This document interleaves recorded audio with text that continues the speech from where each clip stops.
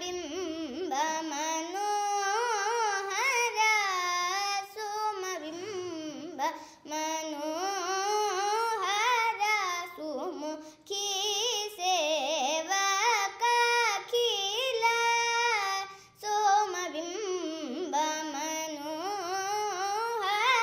ಸುಮುಖಿ ಸೇವಕ ಖಿಲ ಕಾಮದಾನ ನೀರಾತ್ ಕಾಮದಾನ ನೀರಾತ್ ಕಟಾಕ್ಷ ವಿಲಾಸಿನಿ ಎಂಬ ಮವಸದಾ ಜನನಿ ಮಹಿಷಾಸುರ ಸೂದನಿ ಎಂಬ ಮವಸದ ಜನನಿ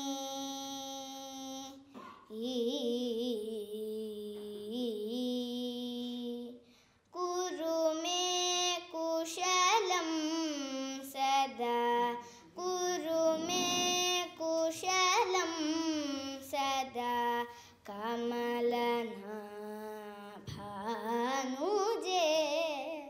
ನಿರವಧಿ ಭವಖೇದ ನಿವಾರಣ ನೀರಾತೆ ಚಾರುನೂತನ ಘನ ಚಾರುನೂತನ ಘನ ಚಾರುನೂತನ ಘನ ಚಾರುನೂತನ ಘನ ಸದೃಶ ರಜಿತ ವೇಣಿ ಚಾರುನೂತನ ಘನ ಸದೃಶ ರಜಿತ ವೇಣಿ ಧಾರುಣ ಧನುಚಾರಿ ಧಾರುಣ ಧನುಚಾರಿ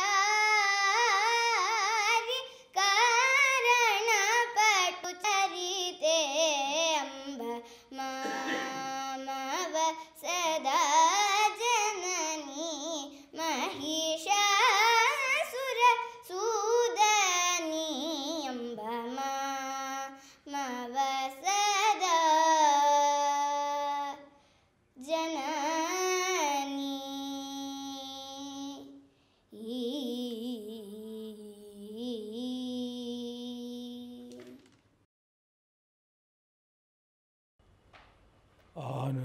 ಆನಂದಮಾನಂದಕರಂ ಪ್ರಸನ್ನಂ ಜ್ಞಾನಸ್ವರೂಪಂ ನಿಜಬೋಧಯುಕ್ತಂ ಯೋಗೀಂದ್ರಮೀಡ್ಯಂ ಭವರೋಗವೈದ್ಯಂ ಶ್ರೀಮತ್ಪರಂ ಬ್ರಹ್ಮಗುರುಂ ಸ್ಮರಾಮಿ. ದೇವಕೀ ಪರಮಾನಂದಂ ಕೃಷ್ಣಂ ವಂದೇ ಜಗದ್ಗುರುಂ. ಸರ್ವೋಪನಿಷದೋ ಗಾವಃ ದುಗ್ಧಾ ಗೋಪಾಲನಂದನಃ ಪಾರ್ಥೋ ವತ್ಸಃ ಸುಧೀರ್ಭೋಕ್ತಾ ದುಗ್ಧಂ ಗೀತಾಮೃತಂ ಮಹತ್.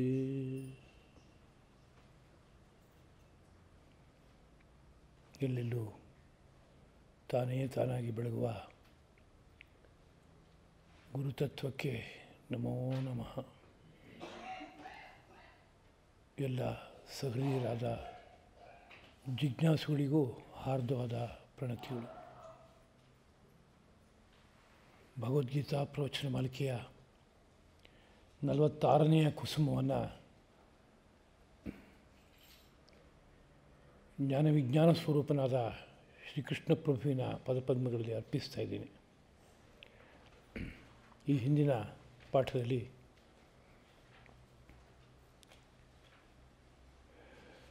ಬ್ರಹ್ಮಾರ್ಪಣ ಎಂಬ ವಿಷಯವನ್ನು ಶ್ರೀಕೃಷ್ಣ ಪ್ರಭು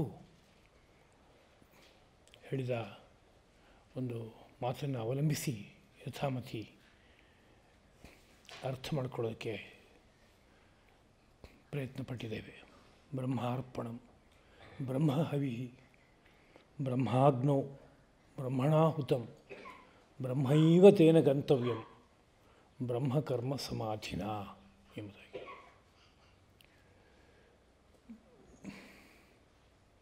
ಸಕಲ ವಸ್ತುಗಳು ಬ್ರಹ್ಮಮಯ.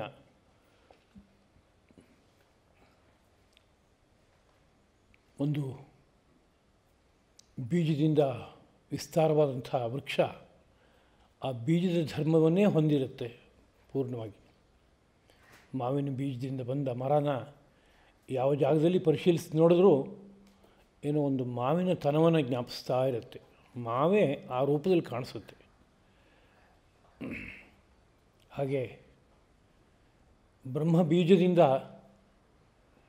ವಿಸ್ತಾರವಾಗಿರುವಂತಹ ಈ ಜಗತ್ತನ್ನು ಆ ದೃಷ್ಟಿಕೋನದಿಂದ ನೋಡಿದಾಗ ಎಲ್ಲವೂ ಬ್ರಹ್ಮ ಅನ್ನೋ ರೀತಿಯಲ್ಲಿ ಅನಿಸುತ್ತೆ. ಯಾರಿಗನ್ಸುತ್ತೆ ಅಂತ ಕೇಳಿದರೆ, ಹಾಗೆ ಭಾವಿಸಿದವರಿಗೂ ಅನಿಸುತ್ತೆ ಒಂದು ಮಟ್ಟದಲ್ಲಿ. ಅದಕ್ಕಿಂತ ಹೆಚ್ಚಾಗಿ ಎಲ್ಲೆಲ್ಲೂ ತುಂಬಿರುವಂತಹ ಬ್ರಹ್ಮವನ್ನು ಯೋಗ ದೃಷ್ಟಿಯಿಂದ ಅನುಭವಕ್ಕೆ ತಂದುಕೊಳ್ಳುವಂತಹ ಯೋಗಿಗಳಿಗೆ ಏನನ್ಸುತ್ತೆ ಅಂತ ಕೇಳಿದ್ರೆ, ಸ್ಥಳೇ ವಿಷ್ಣು ಜಲೇ ವಿಷ್ಣು, ವಿಷ್ಣು ಪರ್ವತಮಸ್ತಕೆ, ಅಲ್ಲೂ ವಿಷ್ಣು ಇದ್ದಾನೆ ಇಲ್ಲೂ ವಿಷ್ಣು ಇದ್ದಾನೆ ಅಂತ ವಿಷ್ಣುವನ್ನು ಎಲ್ಲ ಕಡೆಯಲ್ಲೂ ಕಂಡಂತೆ ಅಲ್ಲೂ ಬ್ರಹ್ಮವಿದೆ ಇಲ್ಲೂ ಬ್ರಹ್ಮವಿದೆ ಎಲ್ಲೆಲ್ಲೂ ಬ್ರಹ್ಮವಿದೆ ಅಂತ ಬ್ರಹ್ಮ ಒಂದನ್ನೇ ಕಂಡ್ಕೋತಾನೆ. ಆ ಬ್ರಹ್ಮ ಒಂದನ್ನೇ ಕಂಡುಕೊಂಡಾಗ ಅವನು ಮಾಡುವ ಎಲ್ಲ ಕರ್ಮಗಳು ಯಜ್ಞರೂಪವಾಗಿ, ಅವನು ಬ್ರಹ್ಮರೂಪ, ಅವನು ಬಳಸುವ ಸಾಧನವೂ ಬ್ರಹ್ಮ, ಅವನು ಹವಿರೂಪವಾಗಿ ಬಳಸುವ ವಸ್ತುವೂ ಬ್ರಹ್ಮ. ಬ್ರಹ್ಮವೆಂಬ ಅಗ್ನಿಯಲ್ಲಿ ಬ್ರಹ್ಮರೂಪವಾದ ಕ್ರಿಯೆಯಿಂದ ಸಮರ್ಪಣೆ ಮಾಡ್ತಾ ಹೋಗ್ತಾನೆ. ಹಾಗೆ ಹೋದಾಗ ಕೊನೆಯಲ್ಲಿ ಆಗೋದು ಏನಪ್ಪ ಅಂತ ಕೇಳಿದರೆ, ಬ್ರಹ್ಮಕರ್ಮ ಸಮಾಧಿಯಿಂದ ಆ ಕರ್ಮವನ್ನು ಆಚರಣೆ ಮಾಡುವಂತಹ ಕರ್ತೃ ಬ್ರಹ್ಮೈವ ತೇನ ಗಂತವ್ಯಂ, ಬ್ರಹ್ಮವನ್ನೇ ಹೋಗಿ ಮುಟ್ತಾನೆ, ಬ್ರಹ್ಮದಲ್ಲಿ ನೆಲೆಸ್ತಾನೆ ಎಂಬುದಾಗಿ ಒಂದು ವ್ಯಾಪಕವಾದ ಚಿಂತನೆಯನ್ನು ಸ್ಪಷ್ಟಪಡಿಸಿ ಅನಂತರ ಬ್ರಹ್ಮವನ್ನು ಹೋಗಿ ತಲುಪೋದು ಅನ್ನೋದು ಅತ್ಯಂತ ಮುಖ್ಯ, ಜೀವನದ ಪರಮ ಲಕ್ಷ್ಯ, ಅದು ಗುರಿ. ಅದು ಆದರೆ ಎಲ್ಲರೂ ಏಕರೂಪದಲ್ಲಿ ಬ್ರಹ್ಮವನ್ನು ಹೋಗಿ ತಲುಪೋಕ್ಕಾಗತ್ತಾ ಅಂದರೆ ಆಗೋದಿಲ್ಲ. ಒಂದು ಸಾಮಾನ್ಯವಾದ ಕೆಲಸದ ವಿಷಯವನ್ನೇ ತೆಗೆದುಕೊಂಡ್ರೆ ಒಬ್ಬೊಬ್ಬರು ಒಂದೊಂದು ರೀತಿಯಲ್ಲಿ ಅದನ್ನು ಸಾಧಿಸೋದಕ್ಕೆ ಸಾಧ್ಯವಾಗುತ್ತೆ. ಒಂದು ಬೆಟ್ಟದ ತುದಿಯಲ್ಲಿ ದೇವಸ್ಥಾನವಿದೆ, ದೇವರನ್ನು ದರ್ಶನ ಮಾಡಬೇಕು ಅಂತ ಹೊರಟ್ರೆ ಒಬ್ಬ ನಡ್ಕೊಂಡು ಹೋಗ್ತಾನೆ, ನಡ್ಕೊಂಡು ಹೋಗುವಾಗಲೂ ಸಹ ಒಬ್ಬ ಮೆಟ್ಲ ಮೇಲೆ ಹೋಗ್ತಾನೆ, ಇನ್ನೊಬ್ಬ ಎಲ್ಲಿದ್ದೀನೋ ಅಲ್ಲಿಂದ ನಿಂತ್ಕೊಂಡು ನೇರವಾಗಿ ಹೇಗಾಯಿತೋ ಹತ್ಕೊಂಡು ಹೋಗ್ತೀನಿ ಅಂತ ಹೋಗ್ಬಿಡ್ತಾನೆ, ಅದೂ ಸಾಧ್ಯ. ಇನ್ನೊಬ್ಬನಿಗೆ ಹಾಗೆ ಹೋಗೋಕ್ಕಾಗಲ್ಲ, ಮೆಟ್ಲಿದ್ದರೆ ಮೆಟ್ಲನ್ನು ಅವಲಂಬಿಸಿ ತುದಿಗೆ ಹೋಗಿ ತಲುಪಿ ಭಗವಂತನ ದರ್ಶನ ಮಾಡೋಕ್ಕಾಗತ್ತೆ. ಇನ್ನೊಬ್ಬನಿಗೆ ಮೆಟ್ಲಿದ್ದರೂ ಸಹ ಹತ್ತೋಕ್ಕಾಗಲ್ಲ, ಅಷ್ಟು ದೂರದವರೆಗೆ ಹೋಗೋದು ಹೇಗಪ್ಪ. ಅದಕ್ಕೆ ಯಾರಾದರೂ ಒಂದು ಹೊತ್ಕೊಂಡು ಕರ್ಕೊಂಡು ಹೋಗಿ ತಲುಪಿಸೋವಂಥವ್ರಿದ್ದರೆ, ಪಲ್ಲಕ್ಕಿ ಇದ್ದರೆ ಅದ್ರಲ್ಲಿ ಹೋಗಿ ತಲುಪ್ತೇನೆ ಅಂತ ಆಲೋಚನೆ ಮಾಡೋರಿದ್ದಾರೆ. ಇನ್ಯಾರೋ ವಾಹನವನ್ನು ಬಳಸಿ ಹೋಗಿ ತಲುಪುವಂಥವ್ರಿದ್ದಾರೆ. ಇನ್ಯಾರೋ ಒಂದು ಆಕಾಶಗಮನ ಹೆಲಿಕಾಪ್ಟರ್ ಬಳಸ್ಕೊಂಡು ಅಲ್ಲಿ ಹೋಗಿ ತಲುಪುವಂಥವ್ರು ಇರ್ತಾರೆ. ಅಲ್ಲಿ ತಲುಪುವ ಲಕ್ಷ್ಯ ಒಂದೇ, ಆದರೆ ತಲುಪುವ ಕ್ರಮ ತೆಗೆದುಕೊಂಡ್ರೆ ಎಲ್ಲರೂ ಏಕರೂಪದಲ್ಲಿ ತಲುಪಿಸೋಕ್ಕಾಗಲ್ಲ. ಅವರವರ ದೇಹ ಮನಸ್ಸು ಬುದ್ಧಿ ಮತ್ತು ಅವರಿಗಿರುವ ಅನೇಕ ರೀತಿಯ ಸಾಮರ್ಥ್ಯಗಳು ಅದಕ್ಕೆ ತಕ್ಕಂತೆ ಅವ್ರ ಗುರಿಯನ್ನು ತಲುಪೋದಕ್ಕೆ ಸಾಧ್ಯವಾಗುತ್ತೆ. ಅದೇ ರೀತಿಯಲ್ಲಿ ಎಲ್ಲ ಜೀವಿಗಳ ಏಕೈಕ ಲಕ್ಷ್ಯ ಯಾವುದಪ್ಪ ಅಂದರೆ ಪರಬ್ರಹ್ಮ.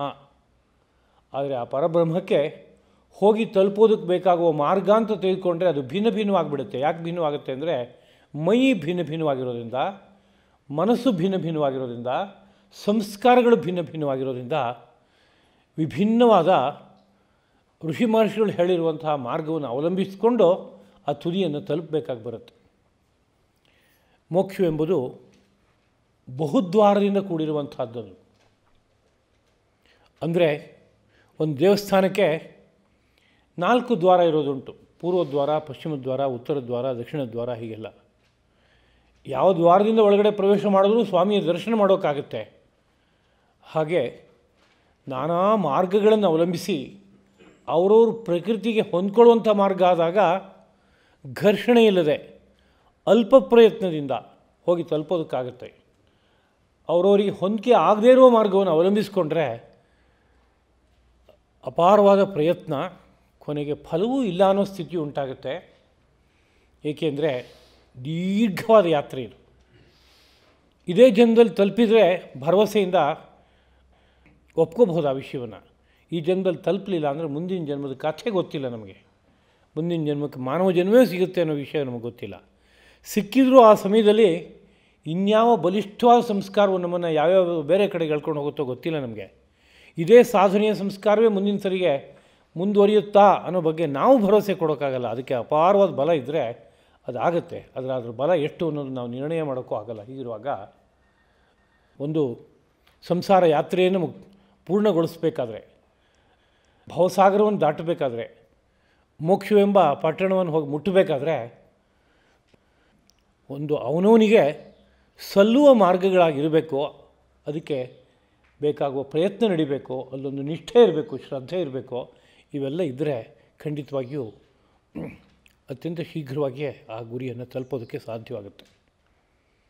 ಹೀಗಿರುವ ಕಾರಣದಿಂದ ಋಷಿ ಮಹರ್ಷಿಗಳು ಈ ಮಾನವ ದೇಹವನ್ನು ಅರ್ಥ ಮಾಡಿಕೊಂಡವರು ಮಾನವ ದೇಹದಲ್ಲಿ ಎಷ್ಟು ವೈವಿಧ್ಯವಿದೆ, ಕೇವಲ ಸ್ತ್ರೀ ಪುರುಷ ವೈವಿಧ್ಯ ಅಂತ ಅಂದ್ಕೊಂಡ್ರೆ ತಪ್ಪದು. ಅಷ್ಟೇ ಇಲ್ಲ. ಮೈಯನ್ನು ಪರಿಶೀಲಿಸಿದರೆ ಆಯುರ್ವೇದ ಹೇಳುತ್ತೆ ವಾತ ಪ್ರಕೃತಿ, ಪಿತ್ತ ಪ್ರಕೃತಿ, ಕಫ ಪ್ರಕೃತಿ ಅಂತ. ಯೋಗಶಾಸ್ತ್ರವನ್ನು ಗಮನಿಸಿದರೆ ಹೇಳುತ್ತೆ ಸಾತ್ವಿಕ, ರಾಜಸ, ತಾಮಸ, ಅದರಲ್ಲಿ ಉಪಭೇದಗಳು ಅನೇಕ. ಹೀಗೆಲ್ಲ ಅನೇಕ ವೈವಿಧ್ಯದಿಂದ ಕೂಡಿರುವ ಸನ್ನಿವೇಶ ಇರೋದ್ರಿಂದ ಮತ್ತು ದೇಶಭೇದ, ವಂಶಭೇದ, ಸಂಸ್ಕಾರ ಭೇದ, ಹೀಗೆಲ್ಲ ಅನೇಕ ವೈವಿಧ್ಯಗಳೆಲ್ಲ ಇರೋದ್ರಿಂದ ನೂರಾರು ಸಾವಿರಾರು ಮಾರ್ಗಗಳು ಇವೆ. ಆದರೆ ಯಾವುದನ್ನು ಅವಲಂಬಿಸಿದರೆ ಒಂದು ತುದಿ ತಲುಪೋಕ್ಕಾಗುತ್ತೆ. ಅದನ್ನು ಜಾಣರಿಂದ ತಿಳಿದು, ಯೋಗಿಗಳಿಂದ ತಿಳಿದು ಅದನ್ನು ಬಳಸಬೇಕಾಗತ್ತೆ. ನೂರಾರು ಮಾರ್ಗ ಇದೆ, ಯಾವುದಾರು ಮಾರ್ಗದಲ್ಲಿ ಹೋಗೋಣ ಬಿಡು ಅಂದರೆ ಅಲ್ಲಿರುವ ಅನೇಕ ರೀತಿಯ ಸಮಸ್ಯೆಗಳನ್ನು ಎದುರಿಸೋಕ್ಕಾಗಲ್ಲ. ಎಲ್ಲರ ಕೈಲುವೆ ಕುಸಿದು ಬಿದ್ದು ಹೋಗ್ತಾರೆ. ಅದೇನೇ ಯಾರೋ ಒಬ್ಬ ಬಲ್ಲವನಿದ್ದಾನೆ, ಅವನಿಗೆ ಎಲ್ಲ ಮಾರ್ಗಗಳೂ ಗೊತ್ತು, ಜೊತೆಗೆ ಇವನು ಪ್ರಕೃತಿಯ ನಡೆ ಏನು ಅನ್ನೋದು ಗೊತ್ತು, ಇವನ ಸಾಮರ್ಥ್ಯ ಎಷ್ಟು ಅಂತ ಗೊತ್ತು. ಹಾಗಿದ್ದಾಗ ಅವನು ಒಂದು ಆದೇಶವನ್ನು ಕೊಟ್ಟರೆ ಈ ಮಾರ್ಗ ಹಿಡ್ಕೊಂಡು ಹೋಗಪ್ಪ ನೀನು ಅಂದರೆ ಅಲ್ಲಿ ಹೋಗಿ ತಲುಪೋದಕ್ಕಾಗುತ್ತೆ. ಹೀಗೆ ಗುರುವನ್ನು ಅವಲಂಬಿಸಿ ಸಾಧನೆ ಮಾಡೋದು ಅನ್ನೋ ರೀತಿಯಂಥ ಒಂದು ವ್ಯವಸ್ಥೆ ದೇಶದಲ್ಲಿ ಬಂದಿದೆ. ಆ ಗುರುವಾದವನು ತತ್ವದರ್ಶಿಯಾಗಿ ತತ್ವಕ್ಕೆ ತಲುಪಬೇಕು ಎಂಬ ಅಪೇಕ್ಷೆ ಇರುವಂತಹ ಜೀವಿಗಳನ್ನು ಅವರವರಿಗೆ ಹೊಂದುವಂಥ ಮಾರ್ಗದಲ್ಲಿ ಕರ್ಕೊಂಡು ಹೋಗಿ ತಲುಪಿಸುವಂಥ ವ್ಯವಸ್ಥೆ ಬಂದಿದೆ. ಈ ವ್ಯವಸ್ಥೆ ಯಾರೂ ಕಲ್ಪನೆ ಮಾಡಿದ್ದಲ್ಲ, ಗುರುವೂ ಕಲ್ಪನೆ ಮಾಡಿದ್ದಲ್ಲ. ಸೃಷ್ಟಿಯಲ್ಲಿ ಸಹಜವಾಗಿದೆ, ಗುರು ಅದನ್ನು ಕಂಡಿದ್ದಾನೆ, ಅದರ ಬಗ್ಗೆ ಅವನಿಗೆ ಪೂರ್ತಿಯಾದ ಪರಿಚಯ ಇದೆ ಅಷ್ಟೇ. ಅಂಥ ಮಾರ್ಗಗಳು ಅನೇಕ ಇವೆ. ಆ ಬಗ್ಗೆ ಈ ಬ್ರಹ್ಮಾರ್ಪಣಂ ಅನ್ನುವ ಮಾತನ್ನು ಆರಂಭ ಮಾಡಿ ಮುಂದಕ್ಕೆ ವಿಸ್ತಾರವಾಗಿ ಅನೇಕ ಮಾರ್ಗಗಳ ಸ್ಮರಣೆಯನ್ನು ಶ್ರೀಕೃಷ್ಣ ಪ್ರಭು ಅರ್ಜುನನಿಗೆ ಮಾಡಿಸ್ತಾ ಇದ್ದಾನೆ. 25ನೇ ಶ್ಲೋಕ. ದೈವಮೇವ ಅಪರೇ ಯಜ್ಞಂ ಯೋಗಿನಃ ಪರ್ಯುಪಾಸತೆ ಬ್ರಹ್ಮಾಗ್ನೋ ಅಪರೇ ಯಜ್ಞಂ ಯಜ್ಞೇನೈವ ಉಪಜುಹ್ವತಿ. ಅಪರೇ ಇನ್ನೂ ಕೆಲವು ಯೋಗಿಗಳು ಅಂದರೆ ಇನ್ನೂ ಕೆಲವು ಯೋಗಿಗಳು ಅಂತ ಹೇಳಬೇಕಾದ್ರೆ ಹಿಂದಿನ ಶ್ಲೋಕದಲ್ಲಿ ಒಂದು ವಿಷಯವನ್ನು ಹೇಳಾಯಿತು, ಅಷ್ಟೇ ಅಂತ ಅನ್ಕೋಬೇಡಿ. ಬ್ರಹ್ಮಾರ್ಪಣಂ ಬ್ರಹ್ಮಹವಿ ಹೀಗೊಂದು ಜೀವನ ಮಾಡುವಂಥದ್ದು ಉಂಟು. ಸರ್ವಂ ಬ್ರಹ್ಮಮಯಂ ಅಂತ ನೋಡೋಕ್ಕೆ ಬರುತ್ತೆ ಯಾರೋ ಒಬ್ಬನಿಗೆ, ಆ ದರ್ಶನ ಆಗೋಗ್ಬಿಟ್ಟಿದೆ. ಆದ್ದರಿಂದ ಅವನು ಮಾಡುವ ಎಲ್ಲ ಕರ್ಮಗಳು ಒಂದು ದೃಷ್ಟಿಯಲ್ಲಿ ಬ್ರಹ್ಮದಲ್ಲಿ ಹೋಗಿ ಲಯ ಆಗುತ್ತೆ. ಅವನು ಬ್ರಹ್ಮ ಸಮಾಧಿಯನ್ನು ನಿರಂತರವೂ ಅನುಭವಿಸ್ತಾ ಹೋಗ್ತಾನೆ. ಹಾಗೊಬ್ಬ ಇದ್ದಾನೆ. ಅಷ್ಟೇ ಅಲ್ಲದೆ ಅಪರೆ ಯೋಗಿನಃ ಇನ್ನು ಕೆಲವು ಕರ್ಮಯೋಗಿಗಳು ಅಂತಿದ್ದಾರೆ. ಅವರು ದೈವಮೇವ ಯಜ್ಞಂ, ದೈವಯಜ್ಞ ಎಂಬ ಯಜ್ಞವನ್ನು ಉಪಾಸನೆ ಮಾಡ್ತಾರೆ. ಅಪರೆ ಇನ್ನು ಕೆಲವರು, ಈ ಕರ್ಮಯೋಗಿಗಳಲ್ಲದ ಇನ್ನು ಕೆಲವರು ಬ್ರಹ್ಮಾಗ್ನೌ ಬ್ರಹ್ಮವೆಂಬ ಅಗ್ನಿಯಲ್ಲಿ ಯಜ್ಞೇನೇವ ಯಜ್ಞದಿಂದಲೇ ಯಜ್ಞವನ್ನು ಉಪಜುಹ್ವತಿ ಹೋಮ ಮಾಡ್ತಾರೆ ಅಂತ. ಯಜ್ಞದಿಂದ ಯಜ್ಞವನ್ನು ಬ್ರಹ್ಮವೆಂಬ ಅಗ್ನಿಯಲ್ಲಿ ಹೋಮ ಮಾಡ್ತಾರೆ ಅಂತ ಮಾತುಗಳೆಲ್ಲ ಒಗಟಾಗಿದೆ. ಯಾಕೆ ಒಗಟಾಗಿದೆ ಅಂದರೆ ವಿಷಯದ ಪರಿಚಯ ಇಲ್ಲ, ಅದರಿಂದ ಒಗಟಾಗಿದೆ. ವಿಷಯದ ಪರಿಚಯ ಚೆನ್ನಾಗಾಯಿತು ಅಂದರೆ ಚಿರಪರಿಚಿತ ಅಂತ ಅನಿಸುತ್ತೆ. ಅಪರೂಪಕ್ಕೆ ಯಾವುದಾದ್ರು ಕಾಡಿನ ಮಾರ್ಗದಲ್ಲಿ ಯಾರಾದ್ರು ನಮ್ಮನ್ನು ಕರ್ಕೊಂಡು ಹೋದರೆ, ಅಯ್ಯೋ ಎಷ್ಟು ಗೊಂಡಾರಣ್ಯಪ್ಪ, ಎಷ್ಟು ಭೀಕರ, ಇದು ಯಾವ ಕಡೆ ಹೋಗ್ಬಿಡುತ್ತೋ, ನಾವೇ ಸ್ವತಂತ್ರವಾಗಿ ಏನಾದ್ರು ಹೋಗೋಕ್ಕೆ ಸಾಧ್ಯವೇ ಅಂತೆಲ್ಲ ಅನಿಸುತ್ತೆ. ಆದರೆ 4 ಸರಿ ಹೋಗಿ ಬಂದ ನಂತರದಲ್ಲಿ ಅಯ್ಯೋ ಬಿಡು ಗೊತ್ತು, ಇಂಥ ಕಡೆಯಲ್ಲಿ ಎಡಗಡೆ ತಿರುಗಬೇಕು, ಇಂಥ ಕಡೆ ಬಲಗಡೆ ತಿರುಗಬೇಕು, ಇಲ್ಲಿ ಮಧ್ಯದಲ್ಲಿ ಹೋಗಬೇಕು, ಆಮೇಲೆ ಹತ್ತಬೇಕು, ಆಮೇಲೆ ಇಳಿಬೇಕು, ಆಮೇಲೆ ಯಾವುದೋ ಒಂದು ಹೊಳೆಯನ್ನು ದಾಟಬೇಕು, ಎಲ್ಲ ಮಾಡ್ಕೊಂಡು ತುದಿ ತಲುಪ್ತೇನೆ ಅಂತ ಚಿರಪರಿಚಿತನಾಗಿ ಮಾತನಾಡ್ತಾನೆ ಒಂದು 4 ಸರಿ ಓಡಾಡಿದ ಮೇಲೆ. ಹಾಗೆ ಈ ಒಂದು ವಿಷಯ ಬುದ್ಧಿಗೆ ಬಂದಿಲ್ಲದೆ ಇದ್ದಾಗ ಒಗಟಾಗಿ ತೋರುತ್ತೆ, ಬುದ್ಧಿಗೆ ಬಂದ ಮೇಲೆ ಭಾಳ ಸ್ವರಸವಾದ ಸರಳವಾದ ವಿಷಯವಾಗಿ ಆಗಿಬಿಡುತ್ತೆ. ಎಲ್ಲದೂ ಹಾಗೆಯೇ. ಏನು ಹೇಳ್ತಾ ಇದ್ದಾರೆ, ಕೆಲವರು ಯೋಗಿಗಳು ದೈವರೂಪವಾದಂಥ ಒಂದು ಯಜ್ಞವನ್ನು ಉಪಾಸನೆ ಮಾಡ್ತಾರೆ. ಕೆಲವರು ಸತ್ಯಂ ಜ್ಞಾನಂ ಅನಂತಂ ಬ್ರಹ್ಮ ಎಂಬುದಾಗಿ ಕರೆಯಲ್ಪಡುವಂತಹ ಬ್ರಹ್ಮಾಗ್ನಿಯಲ್ಲಿ ಯಜ್ಞದಿಂದಲೇ ಯಜ್ಞವನ್ನು ಹವನ ಮಾಡ್ತಾರೆ. ಹೀಗೆ ಹೇಳ್ತಾ ಇದ್ದಾರೆ.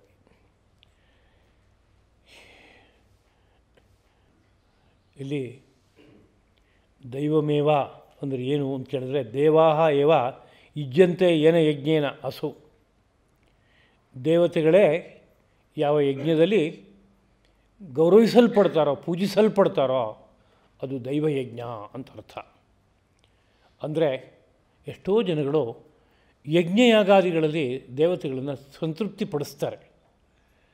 ಸಂತೃಪ್ತಿಪಡಿಸುವಾಗ ಯಾವುದೋ ಬೇರೆ ಬೇರೆ ರೀತಿಯಾದ ಫಲದ ನಿರೀಕ್ಷೆಯನ್ನು ಇಟ್ಕೊಂಡು ಮಾಡಿರ್ಬೋದು. ಹಾಗಲ್ಲದೇ ಈ ಯಜ್ಞ ಭಗವತ್ ಪ್ರೀತಿಗೋಸ್ಕರ, ಭಗವಂತನ ದರ್ಶನ ಮಾಡೋದಕ್ಕೋಸ್ಕರ, ಮೋಕ್ಷ ಪ್ರಾಪ್ತಿಗೋಸ್ಕರ ಎಂಬ ಮನಸ್ಸಿನಿಂದಲೂ ಆಚರಣೆ ಮಾಡಿದಾಗ ಆ ಯಜ್ಞಗಳೆಲ್ಲವೂ ಸಹ ಕೊನೆಯಲ್ಲಿ ಯಜ್ಞರೂಪಿಯಾದಂತಹ ಪರಮಾತ್ಮನಲ್ಲಿ ಕರ್ಕೊಂಡು ಹೋಗಿ ತಲುಪಿಸ್ಬಿಡುತ್ತೆ. ಆ ಯಜ್ಞವೂ ಲಯವಾಗುತ್ತೆ. ಆ ಯಜ್ಞವನ್ನು ಆಚರಣೆ ಮಾಡುವವನು ಬ್ರಹ್ಮದಲ್ಲಿ ಹೋಗಿ ಸೇರ್ಕೊಂಡ್ಬಿಡ್ತಾನೆ. ಅಂದರೆ ಬ್ರಹ್ಮಾನುಭವಕ್ಕೆ ಕರ್ಕೊಂಡೋಗಿ ತಲುಪಿಸುತ್ತೆ ಯಜ್ಞ. ನಾನಾ ದೇವತೆಗಳನ್ನು ಉಪಾಸನೆ ಮಾಡೋದ್ರ ದ್ವಾರವಾಗಿ ಕೊನೆಗೆ ಬ್ರಹ್ಮದಲ್ಲಿ ಒಂದುಗೂಡುವಂಥದ್ದೊಂದಿದೆ. ಇದೊಂದು ಮಾರ್ಗ. ಯಾರೋ ಕೆಲವರು ಇದಕ್ಕೆ ಬೇಕಾಗುವ ಪ್ರಕೃತಿ ಸಂಪತ್ತುಳ್ಳವರಾಗಿದ್ದಾರೆ. ದೇಹ, ಮನಸ್ಸು, ಬುದ್ಧಿ ಅವರಿಗೆ ಅನುಕೂಲಕರವಾಗಿದೆ. ಯಾವುದೋ ಜನ್ಮಾಂತರ ಸಂಸ್ಕಾರಗಳು ಕೂಡಿ ಬಂದಿವೆ, ಯಾವುದೋ ವಿದ್ಯೆಗಳು ಒಲ್ದಿವೆ. ಆದ್ದರಿಂದ ಯಾವ ದೇವತೆಯನ್ನು ಬೇಕಾದರೂ ಸಾಕ್ಷಾತ್ಕಾರ ಮಾಡ್ಕೋತೀನಿ, ಆ ದೇವತೆಯನ್ನು ಸಂತೋಷಪಡಿಸುವಂತಹ ಯಜ್ಞರೂಪವಾದ ಕರ್ಮವನ್ನು ಆಚರಣೆ ಮಾಡ್ತೀನಿ. ಆ ದೇವತೆಯ ದ್ವಾರ, ಆ ದೇವತೆಯು ಯಾವ ಮೂಲದಿಂದ ವಿಕಾಸವಾಗಿ ಬಂದಿದೆಯೋ ಆ ಮೂಲದಲ್ಲಿ ಪರಬ್ರಹ್ಮದಲ್ಲಿ ಹೋಗಿ ಅದ್ರ ಜೊತೆಗೆ ನಾನು ಸೇರ್ಕೋತೀನಿ ಅನ್ನೋ ರೀತಿಯಾದಂಥ ಒಂದು ವ್ಯವಸ್ಥೆಯನ್ನು ಇಟ್ಕೊಳ್ಳೋಕ್ಕಾಗುತ್ತೆ. ಇದು ಒಂದು ಯಜ್ಞ. ಕೆಲವರು ಹೀಗೆ ಈ ಯಜ್ಞವನ್ನು ಆಚರಿಸ್ತಾರೆ. ಇನ್ನು ಕೆಲವರು ಬ್ರಹ್ಮಾಗ್ನೌ ಅಂದರೆ ಬ್ರಹ್ಮಚ ತತ್ ಅಗ್ನಿಶ್ಚ ಬ್ರಹ್ಮಾಗ್ನಿ ಅಂತ. ಬ್ರಹ್ಮ ಬೇರೆ ಅಲ್ಲ, ಅಗ್ನಿ ಬೇರೆ ಅಲ್ಲ. ಅಂದರೆ ಎದುರುಗಡೆ ಇರೋ ಅಗ್ನಿ ಅದು ಬ್ರಹ್ಮಸ್ವರೂಪವಾದದ್ದು ಹಾಗೆ ಭಾವಿಸ್ತಾರೆ. ಮತ್ತು ಸತ್ಯಂ ಜ್ಞಾನಂ ಅನಂತಂ ಬ್ರಹ್ಮ ಎಂಬುದಾಗಿ ಉಪನಿಷತ್ತು ಪರಬ್ರಹ್ಮವನ್ನು ಸಾರುತ್ತೆ. ಅದೇ ರೀತಿಯಲ್ಲಿ ವಿಜ್ಞಾನಂ ಆನಂದಂ ಬ್ರಹ್ಮ ಎಂಬುದಾಗಿ ಉಪನಿಷತ್ತು ಸಾರುತ್ತೆ. ಹಾಗೆ ಕೊಂಡಾಡಲ್ಪಡುವಂತಹ ಯಾವ ಬ್ರಹ್ಮವಸ್ತು ಇದೆಯೋ ಆ ಬ್ರಹ್ಮವಸ್ತುವನ್ನು ತಲುಪೋದಕ್ಕೆ ಇನ್ನೊಂದು ಮಾರ್ಗವನ್ನು ಅವಲಂಬಿಸ್ತಾರೆ. ಯಾರು ಅವಲಂಬಿಸ್ತಾರೆ ಅಂತ ಕೇಳಿದ್ರೆ, ಯಾರೋ ಒಬ್ಬ ಕರ್ತೃ. ಅವನು ಯಾರು ಅಂದರೆ ಅವನು ಯಜ್ಞಸ್ವರೂಪನೇ. ಅವನು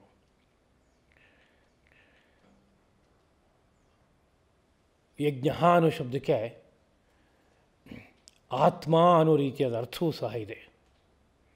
ಅದರಿಂದ ಈ ಶ್ಲೋಕದಲ್ಲಿ ಯಜ್ಞಂ ಯಜ್ಞೇನ ಏವ ಉಪಜುಹ್ವತಿ ಅಂತ ಹೇಳುವಾಗ ಯಜ್ಞ ಶಬ್ದವನ್ನು ಆತ್ಮ ಅನ್ನೋ ಅರ್ಥದಲ್ಲಿ ಪ್ರಯೋಗ ಮಾಡಿದ್ದಾರೆ. ಮತ್ತು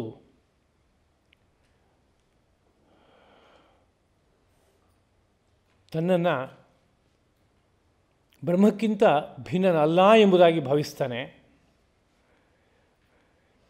ಅದೊಂದು ನಿಷ್ಠೆ, ಅದೊಂದು ಸುಭದ್ರವಾದ ನಿಲುವು, ಮಾನಸಿಕವಾದ ನಿಲುವು.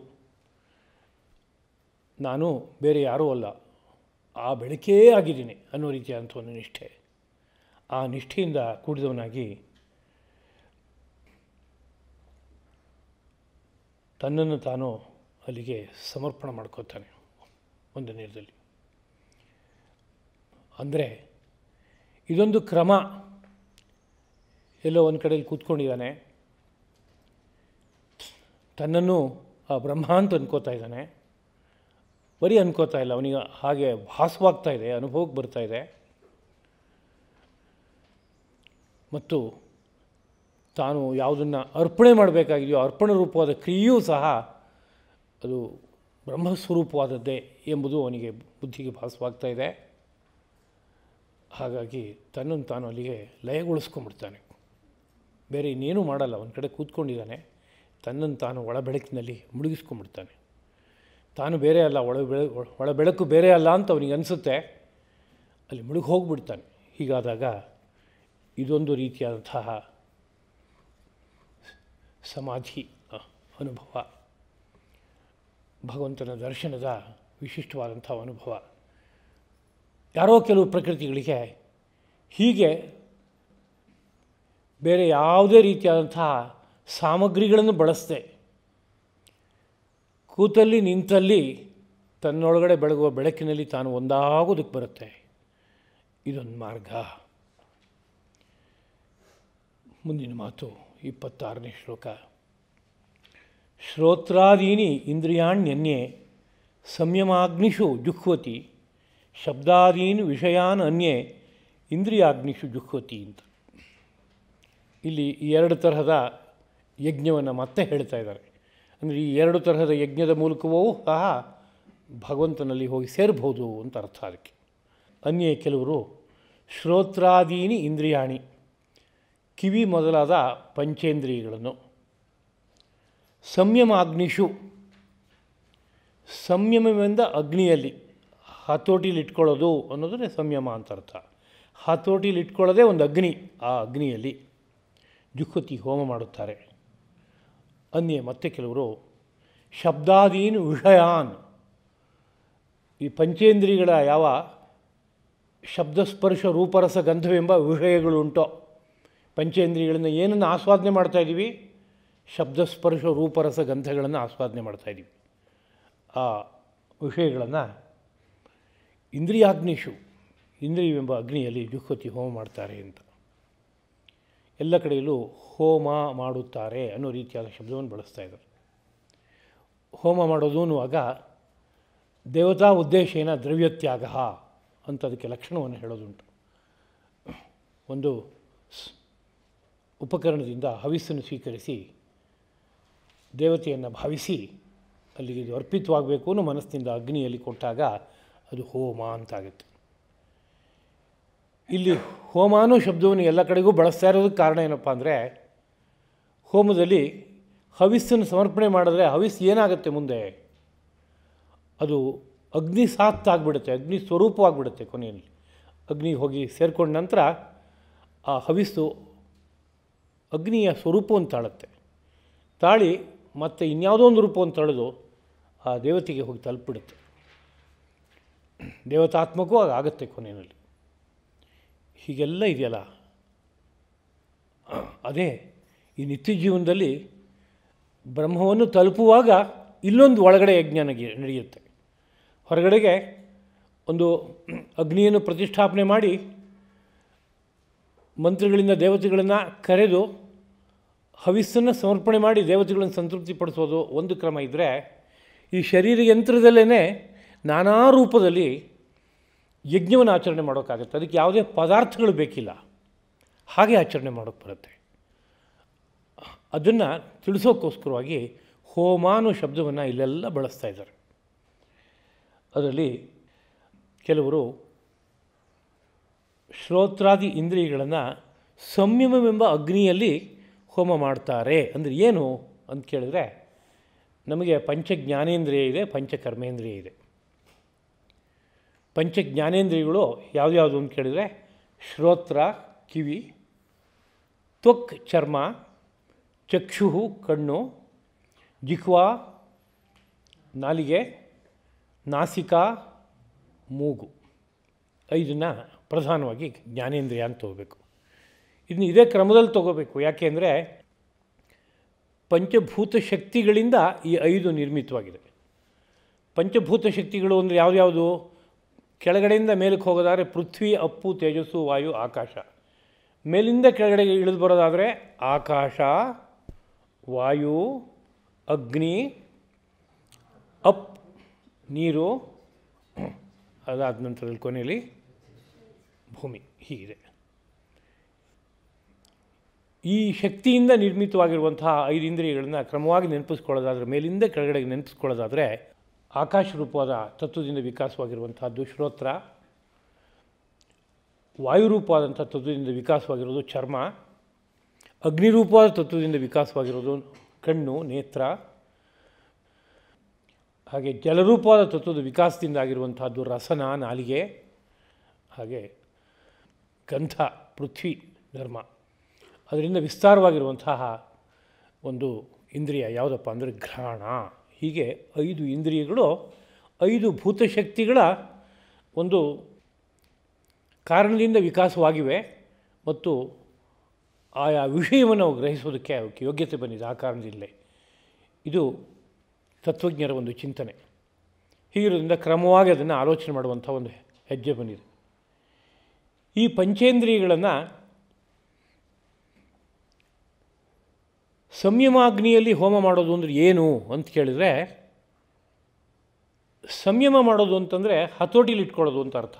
ಅಂದರೆ 5 ಇಂದ್ರಿಯಗಳು ಇವೆ, ಆದರೆ ಯಾವುದು ಕೆಲಸ ಮಾಡ್ತಾಯಿಲ್ಲ. ಯಾಕೆಂದರೆ ಅವು ಕೆಲಸ ಮಾಡಬಾರ್ದು ಅಂತ ನನ್ನ ಸಂಕಲ್ಪ ಇದೆ. ಆದ್ದರಿಂದ ಆ ಇಂದ್ರಿಯಗಳು ಸುಮ್ಮನೆ ಕೂತ್ಕೋಬೇಕು. ಅದಕ್ಕೆ ನಾನು ಪ್ರಯತ್ನ ಪಡ್ತೀನಿ. ಅಂದರೆ ಇದೊಂದು ಕ್ರಿಯೆ. ಇದಕ್ಕೆ ಸಂಯಮ ಅಂತ ಕರೀತಾರೆ. ಸಂಯಮ ಅಂದರೆ ಬಿಗಿದು ಹಿಡಿದಿಟ್ಕೊಳ್ಳೋದು ಅಂತ ಅರ್ಥ. ರಥಕ್ಕೆ ಕುದುರೆಯನ್ನು ಕಟ್ಟಾಗಿದೆ. ಆದರೆ ರಥದ ಕುದುರೆಯನ್ನು ಹಾಕಿದ ಹಗ್ಗವನ್ನು ಸಡಿಲ ಬಿಟ್ಟು ಅನಂತರದಲ್ಲಿ ಅದನ್ನು ಪುಸಲಾಯಿಸಿದರೆ ಕುದುರೆ ಎಳ್ಕೊಂಡು ಹೋಗುತ್ತೆ. ಹಾಗಿಲ್ಲ, ಹಾಕಿದ ಹಗ್ಗವನ್ನು ಹಿಡಿದು ಎಳ್ಕೊಂಡು ಅದು ನಿಂತ್ಕೋಬೇಕು, ಮುಂದಕ್ಕೆ ಹೋಗಬಾರ್ದು ಅಂತ ತಡೆದಿದ್ದರೆ ಕುದುರೆ ಇದೆ, ಸಾಮರ್ಥ್ಯವೂ ಇದೆ ಅದಕ್ಕೆ, ಅದು ರಥನ ಎಳ್ಕೊಂಡು ಹೋಗಲ್ಲ ಅದು. ಹಾಗೆ ಪಂಚೇಂದ್ರಿಯಗಳಿದೆ. ಕಣ್ಣು ಬಗೆ ಬಗೆಯಾದ ರೂಪ ನೋಡೋದಕ್ಕೆ ಹೋಗಬೇಕು ಅಂತ ಇಷ್ಟಪಡುತ್ತೆ. ಕಿವಿಯು ಬಗೆ ಬಗೆಯಾದ ಶಬ್ದ ಕೇಳಬೇಕು ಅಂತ ಇಷ್ಟಪಡುತ್ತೆ. ಮೂಗು ಗಂಧವನ್ನು ನೋಡಬೇಕು ಅಂತ ಇಷ್ಟಪಡುತ್ತೆ. ನಾಲಿಗೆ ರುಚಿ ನೋಡೋಕ್ಕೆ ಇಷ್ಟಪಡುತ್ತೆ. ಚರ್ಮ ಶೀತವೇ, ಉಷ್ಣವೇ, ಮೃದುವೆ, ಒರಟೆ ಇದನ್ನೆಲ್ಲ ನೋಡಬೇಕು ಅಂತ ಇಷ್ಟಪಡುತ್ತೆ. ಈ ಒಂದೊಂದು ಇಂದ್ರಿಯವು ಒಂದೊಂದು ಕಡೆಗೆ ಹೋಗೋದಕ್ಕೆ ಇಷ್ಟಪಡ್ತಾ ಇದೆ. ಆದರೆ ಹಾಗೆ ಹೋಗೋಕ್ಕೆ ಬಿಟ್ಕೊಡಲ್ಲ ನಾನು. ನನ್ನ ಮನಸ್ಸಿನಲ್ಲಿ ಆ ಥರ ನಿರ್ಣಯ ಇದೆ. ಏನಿದೆ ಅಂತ ಕೇಳಿದರೆ, ನನಗೆ ಈ ಪ್ರಾಪಂಚಿಕವಾದ ಈ ಯಾವುದು 5 ವಿಷಯಗಳು ಯಾವುದೂ ಬೇಡ ನನಗೆ. ಅದನ್ನು ಆಸ್ವಾದನೆ ಮಾಡೋದಕ್ಕೆ ನನ್ನ ಇಂದ್ರಿಯಗಳನ್ನು ಬಿಟ್ಕೊಡಲ್ಲ ನಾನು. ಹಿಡಿದಿಟ್ಕೋತೀನಿ ಅನ್ನೋ ಸಂಕಲ್ಪದಿಂದ ಒಂದು ಕಡೆ ಕೂತ್ಕೋತಾನು. ಹಾಗೆ ಮಾಡಿದಾಗ ಅದಕ್ಕೇನಂತ ಕರೀತಾರೆ? ಸಂಯಮ ಮಾಡ್ದ ಅಂತ ಕರೀತಾರೆ. ಇಂದ್ರಿಯಗಳನ್ನು ಸಂಪೂರ್ಣವಾಗಿ ಎಳೆದು ಹಿಡ್ಕೊಂಡು ಕೂತಿದ್ದಾನೆ ಅಂತ ಅರ್ಥ ಅದಕ್ಕೆ. ಹಾಗೆ ಎಳೆದು ಹಿಡ್ಕೊಂಡು ಕೂತ್ಕೊಂಡಾಗ ಅದೇ ಒಂದು ಅಗ್ನಿ ಇದ್ದ ಹಾಗೆ. ಆ ಅಗ್ನಿಯಲ್ಲಿ ಏನಾಗುತ್ತೆ ಅಂತ ಕೇಳಿದ್ರೆ, ಶ್ರೋತ್ರಾದಿ ಇಂದ್ರಿಯಗಳು ಅದರಲ್ಲಿ ಲಯ ಆಗಿಬಿಡುತ್ತೆ ಸಂಪೂರ್ಣವಾಗಿ. ಅಂದರೆ ಯಾವುದೂ ಕೆಲಸ ಮಾಡಲ್ಲ ಅಂಥ ಸ್ಥಿತಿ ಉಂಟಾಗಿಬಿಡುತ್ತೆ. ಪಂಚೇಂದ್ರಿಯಗಳಿವೆ, ಆದರೆ ಯಾವುದಾದ್ರು ಕೆಲಸ ಮಾಡುತ್ತಾ ಅಂದರೆ ಏನೂ ಕೆಲಸ ಮಾಡೋಲ್ಲ, ಅಂಥ ಸ್ಥಿತಿ ಉಂಟಾಗಿಬಿಡುತ್ತೆ. ಇದನ್ನು ಏನಂತ ಕರೀತಾರೆ ಅಂತ ಕೇಳಿದ್ರೆ, ಶ್ರೋತ್ರ ಮೊದಲಾದಂತಹ ಪಂಚೇಂದ್ರಿಯಗಳನ್ನು ಸಂಯಮವೆಂಬ ಅಗ್ನಿಯಲ್ಲಿ ಹೋಮ ಮಾಡೋದು ಅಂತ ಕರೆದಿದ್ದಾರೆ. ಸಂಯಮವೆಂಬ ಅಗ್ನಿಯಲ್ಲಿ ಅದು ಲಯವಾಗಿಬಿಡೋ ಹಾಗೆ ಮಾಡ್ಕೊಳ್ಳೋದು. ಅದು ಯಾವುದೂ ಕೆಲಸ ಮಾಡದೇ ಇರುವಂತೆ ಮಾಡ್ಕೊಳ್ಳೋದು. ಎಷ್ಟೊತ್ತು ಅಂದರೆ ಎಷ್ಟೋ ಹೊತ್ತು ಮಾತ್ರ, ಶಾಶ್ವತವಾಗಲ್ಲ. ಅರ್ಧ ಗಂಟೆ ಸಂಯಮ ಮಾಡ್ತೇನೆ ಅಂತ ಹೊರಟ್ರೆ ಅರ್ಧ ಗಂಟೆವರೆಗೆ ಪಂಚೇಂದ್ರಿಯಗಳು ಯಾವುದೂ ಕೆಲಸ ಮಾಡದೇ ಇರುವಂತೆ ಮಾಡ್ಕೊಳ್ಳೋದು. ಇದನ್ನೆಲ್ಲ ಹೇಗೆ ಮಾಡೋದು ಅಂತ ಕೇಳಿದ್ರೆ, ಇದಕ್ಕೆ ಯೋಗಶಾಸ್ತ್ರದಲ್ಲಿ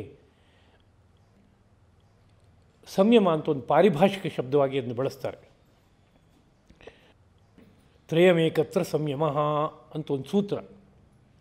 ಧಾರಣಾ, ಧ್ಯಾನ, ಸಮಾಧಿ ಅಂತ 3 ಉಪಾಯಗಳನ್ನು ಒಂದು ವಸ್ತುವಿನ ಮೇಲೆ ಪ್ರಯೋಗ ಮಾಡ್ತಾ ಹೋಗೋದು, ಒಂದು ವಸ್ತುವನ್ನು ಧಾರಣ ಮಾಡೋದು ಮನಸ್ಸಿನಲ್ಲಿ, ಅದರ ಮೇಲೆ ಧ್ಯಾನ ಮಾಡೋದು, ಅದರ ಮೇಲೆ ಸಮಾಧಿ ಉಂಟಾಗುವಂತೆ ಮನಸ್ಸನ್ನು ಲಯಗೊಳಿಸ್ಕೊಳ್ಳೋದು, ಇದೊಂದು ಅಭ್ಯಾಸ ಇದೆ.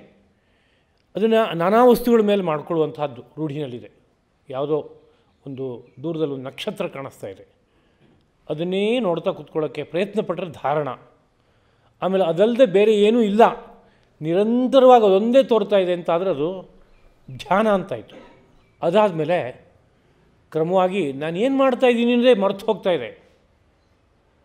ಧ್ಯಾನ ವಿಸ್ಮೃತಿ, ಧ್ಯಾನ ಮಾಡ್ತಾ ಇರೋ ಸಹ ನನಗೆ ಗೊತ್ತಾಗ್ತಾ ಇಲ್ಲ, ಅದೊಂದು ಮಾತ್ರ ಬೆಳಗ್ತಾ ಇದೆ. ಅಂಥದ್ದೊಂದು ಸ್ಥಿತಿ ಆಗೋ ತರಹ ಪ್ರಯತ್ನ, ಅದಕ್ಕೆ ಸಮಾಧಿ ಅಂತ ಕರೀತಾರೆ.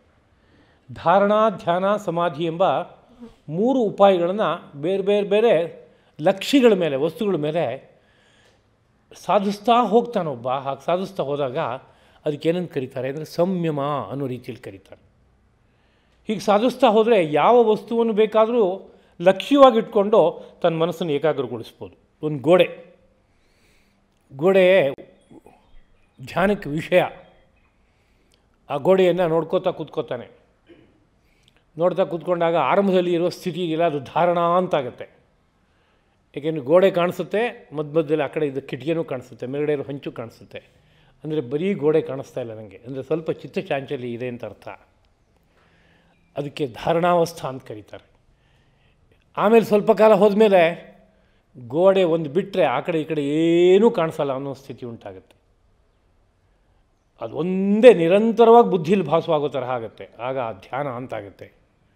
ಇನ್ನೂ ಮುಂದುವರಿಸಿದರೆ ಹಾಗೆ ಧ್ಯಾನವನ್ನು ಎಷ್ಟೋ ಹೊತ್ತು ಆಗೇನಾಗುತ್ತಪ್ಪ ಅಂತ ಕೇಳಿದ್ರೆ ಏನೋ ಒಂದು ಅನುಭವ ಶುರುವಾಗಿಬಿಡುತ್ತೆ.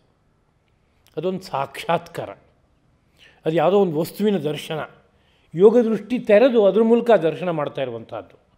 ಆಗ ಆ ಗೋಡೆ ಒಳಗೆ ಸೂಕ್ಷ್ಮಾತಿ ಸೂಕ್ಷ್ಮವಾಗಿರುವಂಥ ವಿಷಯಗಳು ಎಲ್ಲವೂ ಒಂದೊಂದೇ ಸಾಕ್ಷಾತ್ಕಾರ ಆಗ್ತಾ ಹೋಗುತ್ತಂತೆ. ಹೀಗೆ ಈ ಪ್ರಪಂಚದಲ್ಲಿರೋ ಯಾವುದೇ ವಸ್ತು ಆಗಲಿ ಆ ವಸ್ತುವಿನ ಮೇಲೆ ಧಾರಣ, ಧ್ಯಾನ, ಸಮಾಧಿ ಇದನ್ನು ಸಾಧಿಸ್ಕೊಂಡು ಹೋಗುವಂಥ ಒಂದು ಕ್ರಮವನ್ನು ಹೇಳ್ತಾರೆ ಯೋಗಶಾಸ್ತ್ರದಲ್ಲಿ. ಇದನ್ನು ಸಂಯಮ ಅನ್ನೋ ಪದದಿಂದ ಕರೆದು ಅದರ ಮೂಲಕವಾಗಿ ಅನೇಕ ಸಾಧನೆಗಳನ್ನು, ಸಿದ್ಧಿಗಳನ್ನೆಲ್ಲ ಪಡೆಯೋಕ್ಕಾಗತ್ತೆ ಅನ್ನೋ ಮಾತನ್ನು ಹೇಳ್ತಾ ಇದ್ದಾರೆ. ಇನ್ನೊಂದು ಕಡೆಯಲ್ಲಿ ಇದನ್ನೇ ಪ್ರತ್ಯಾಹಾರ ಅನ್ನೋ ಶಬ್ದಲ್ಲೂ ಕರೀತಾರೆ. ಅಷ್ಟಾಂಗ ಯೋಗ ಅಂತ ಹೇಳುವಾಗ ನಾವು 8 ಅಂಗಗಳ ಹೆಸರನ್ನು ಜ್ಞಾಪಿಸ್ಕೋತೀವಿ. ಯಮ, ನಿಯಮ, ಆಸನ, ಪ್ರಾಣಾಯಾಮ, ಪ್ರತ್ಯಾಹಾರ, ಧಾರಣ, ಧ್ಯಾನ, ಸಮಾಧಿ ಎಂಬುದಾಗಿ 8 ಅಂಗಗಳು. ಅಲ್ಲಿ ಪ್ರತ್ಯಾಹಾರ ಅಂತ ಒಂದು ಮಾತಿದೆ. ಪ್ರತ್ಯಾಹಾರ ಅಂದರೆ ನಾವು ಇಂದ್ರಿಯಗಳ ದ್ವಾರ ಹೊರಗಡೆ ಕೊಟ್ಟಿರುವಂತಹ ಈ ಮನಸ್ಸನ್ನು ಹಿಂದಕ್ಕೆ ತಗೊಳ್ಳುವಂತಹ ಕಾರ್ಯ ಇದೆಯಲ್ಲ, ಇದಕ್ಕೆ ಪ್ರತ್ಯಾಹಾರ ಅಂತ. ಪ್ರತಿ ಅಂದರೆ ಹಿಂದಕ್ಕೆ ಅಂತ, ಆಹರಣ ಅಂದರೆ ತೊಗೊಳ್ಳೋದು ಅಂತ ಅರ್ಥ. ನಾವೊಂದು ಬಟ್ಟೆಯನ್ನು ಎಲ್ಲ ಕಡೆಗೂ ಹರಡ್ಬಿಟ್ಟಿದ್ದೀವಿ, ಅದು ಒಣಗ್ತು ಅಂತ ಆದಮೇಲೆ ಮತ್ತೆ ಅದನ್ನ ಉಪಸಂಹಾರ ಮಾಡ್ಕೋತೀವಿ, ಹಿಂದಕ್ಕೆ ತೊಗೋತೀವಿ ನಾವು ಬಟ್ಟೆಯನ್ನು. ಹಾಗೆ ನಮ್ಮ ಮನಸ್ಸನ್ನು ಪಂಚೇಂದ್ರಿಯಗಳ ಮೂಲಕವಾಗಿ ಬಾಹ್ಯ ಪ್ರಪಂಚದ ಕಡೆಗೆ ಕೊಟ್ಬಿಟ್ಟಿದ್ದೀವಿ. ಅಂದರೆ ಕಣ್ಣಿನ ಮೂಲಕ ರೂಪ ನೋಡ್ತಾ ಇದ್ದೀವಿ, ಕಿವಿ ಮೂಲಕ ಕೇಳ್ತಾ ಇದ್ವಿ, ಒಂದು ಮೂಗಿನ ಮೂಲಕ ಗಂಧವನ್ನು ಆಗ್ರಹಣ ಮಾಡ್ತಾಯಿದ್ವಿ, ಚರ್ಮದ ಮೂಲಕ ಉಷ್ಣಮೋ ಶೀತವೋ ಗಾಳಿ ಹೇಗೆ ಬೀಸ್ತಾ ಇದೆ ಇದನ್ನೆಲ್ಲ ನೋಡ್ತಾ ಇದ್ವಿ, ನಾಲಿಗೆ ಮೂಲಕ ರುಚಿ ನೋಡ್ತೀವಿ, ಹೀಗೆಲ್ಲ ಮಾಡ್ತಾಯಿದ್ವಿ. ಅಂದರೆ ತಾತ್ಪರ್ಯ ನಮ್ಮ ಮನಸ್ಸನ್ನು ಈ ಇಂದ್ರಿಯಗಳ ಮೂಲಕ ಹೊರ ಪ್ರಪಂಚಕ್ಕೆ ಹರಿಯೋದಕ್ಕೆ ಬಿಟ್ಕೊಟ್ಟಿದ್ದೀವಿ. ಇದನ್ನು ಹಿಂದಕ್ಕೆ ತಗೊಳ್ಳೋದು ಅಂದರೆ ಅದೊಂದು ಅಭ್ಯಾಸ. ಅದು ಒಂದು ಕಡೆ ಕೂತ್ಕೊಂಡ್ರೆ ಸ್ವಲ್ಪ ಹೊತ್ತು ನಾನು ಮೌನವಾಗಿ ಕೂತ್ಕೋತೀನಿ, ಏನನ್ನೂ ಆಲೋಚನೆ ಮಾಡಲ್ಲ ಅನ್ನೋ ಮನಸ್ಸಿನಿಂದ ಕೂತ್ಕೊಂಡ್ರೆ ಅನಂತರ ಗೊತ್ತಾಗೋಕ್ಕೆ ಶುರುವಾಗುತ್ತೆ ಒಂದೊಂದೇ ನನಗೆ ಅಲ್ಲೆಲ್ಲೋ ಹೋಗ್ತಾ ಇರುವಂಥ ಬಸ್ಸಿನ ಶಬ್ದ ಆಗ್ತಾಯಿದೆ ಅಂತ ಅನಿಸುತ್ತೆ. ಅಂದರೆ ಕಿವಿ ನನಗೆ ಗೊತ್ತಿಲ್ಲದೆ ಇರುವಂತೆ ಆ ಕಡೆಗೆ ಸಂಚಾರ ಮಾಡ್ತಾಯಿದೆ, ಅಥವಾ ಆ ವಿಷಯವನ್ನು ಗ್ರಹಿಸೋದಕ್ಕೆ ಬೇಕಾಗುವ ಪ್ರಯತ್ನ ಇಟ್ಕೊಂಡು ಕೂತಿದೆ ಇದು ಕಿವಿ. ನನ್ನ ಮನಸ್ಸು ಕಿವಿ ಜೊತೆಗೆ ಸಂಬಂಧ ಇಟ್ಕೊಂಡಿದೆ, ಆದ್ದರಿಂದ ಕಿವಿ ಕೊಟ್ಟ ಸಮಾಚಾರವನ್ನು ಮನಸ್ಸು ಸ್ವೀಕರಿಸ್ತಾ ಇದೆ.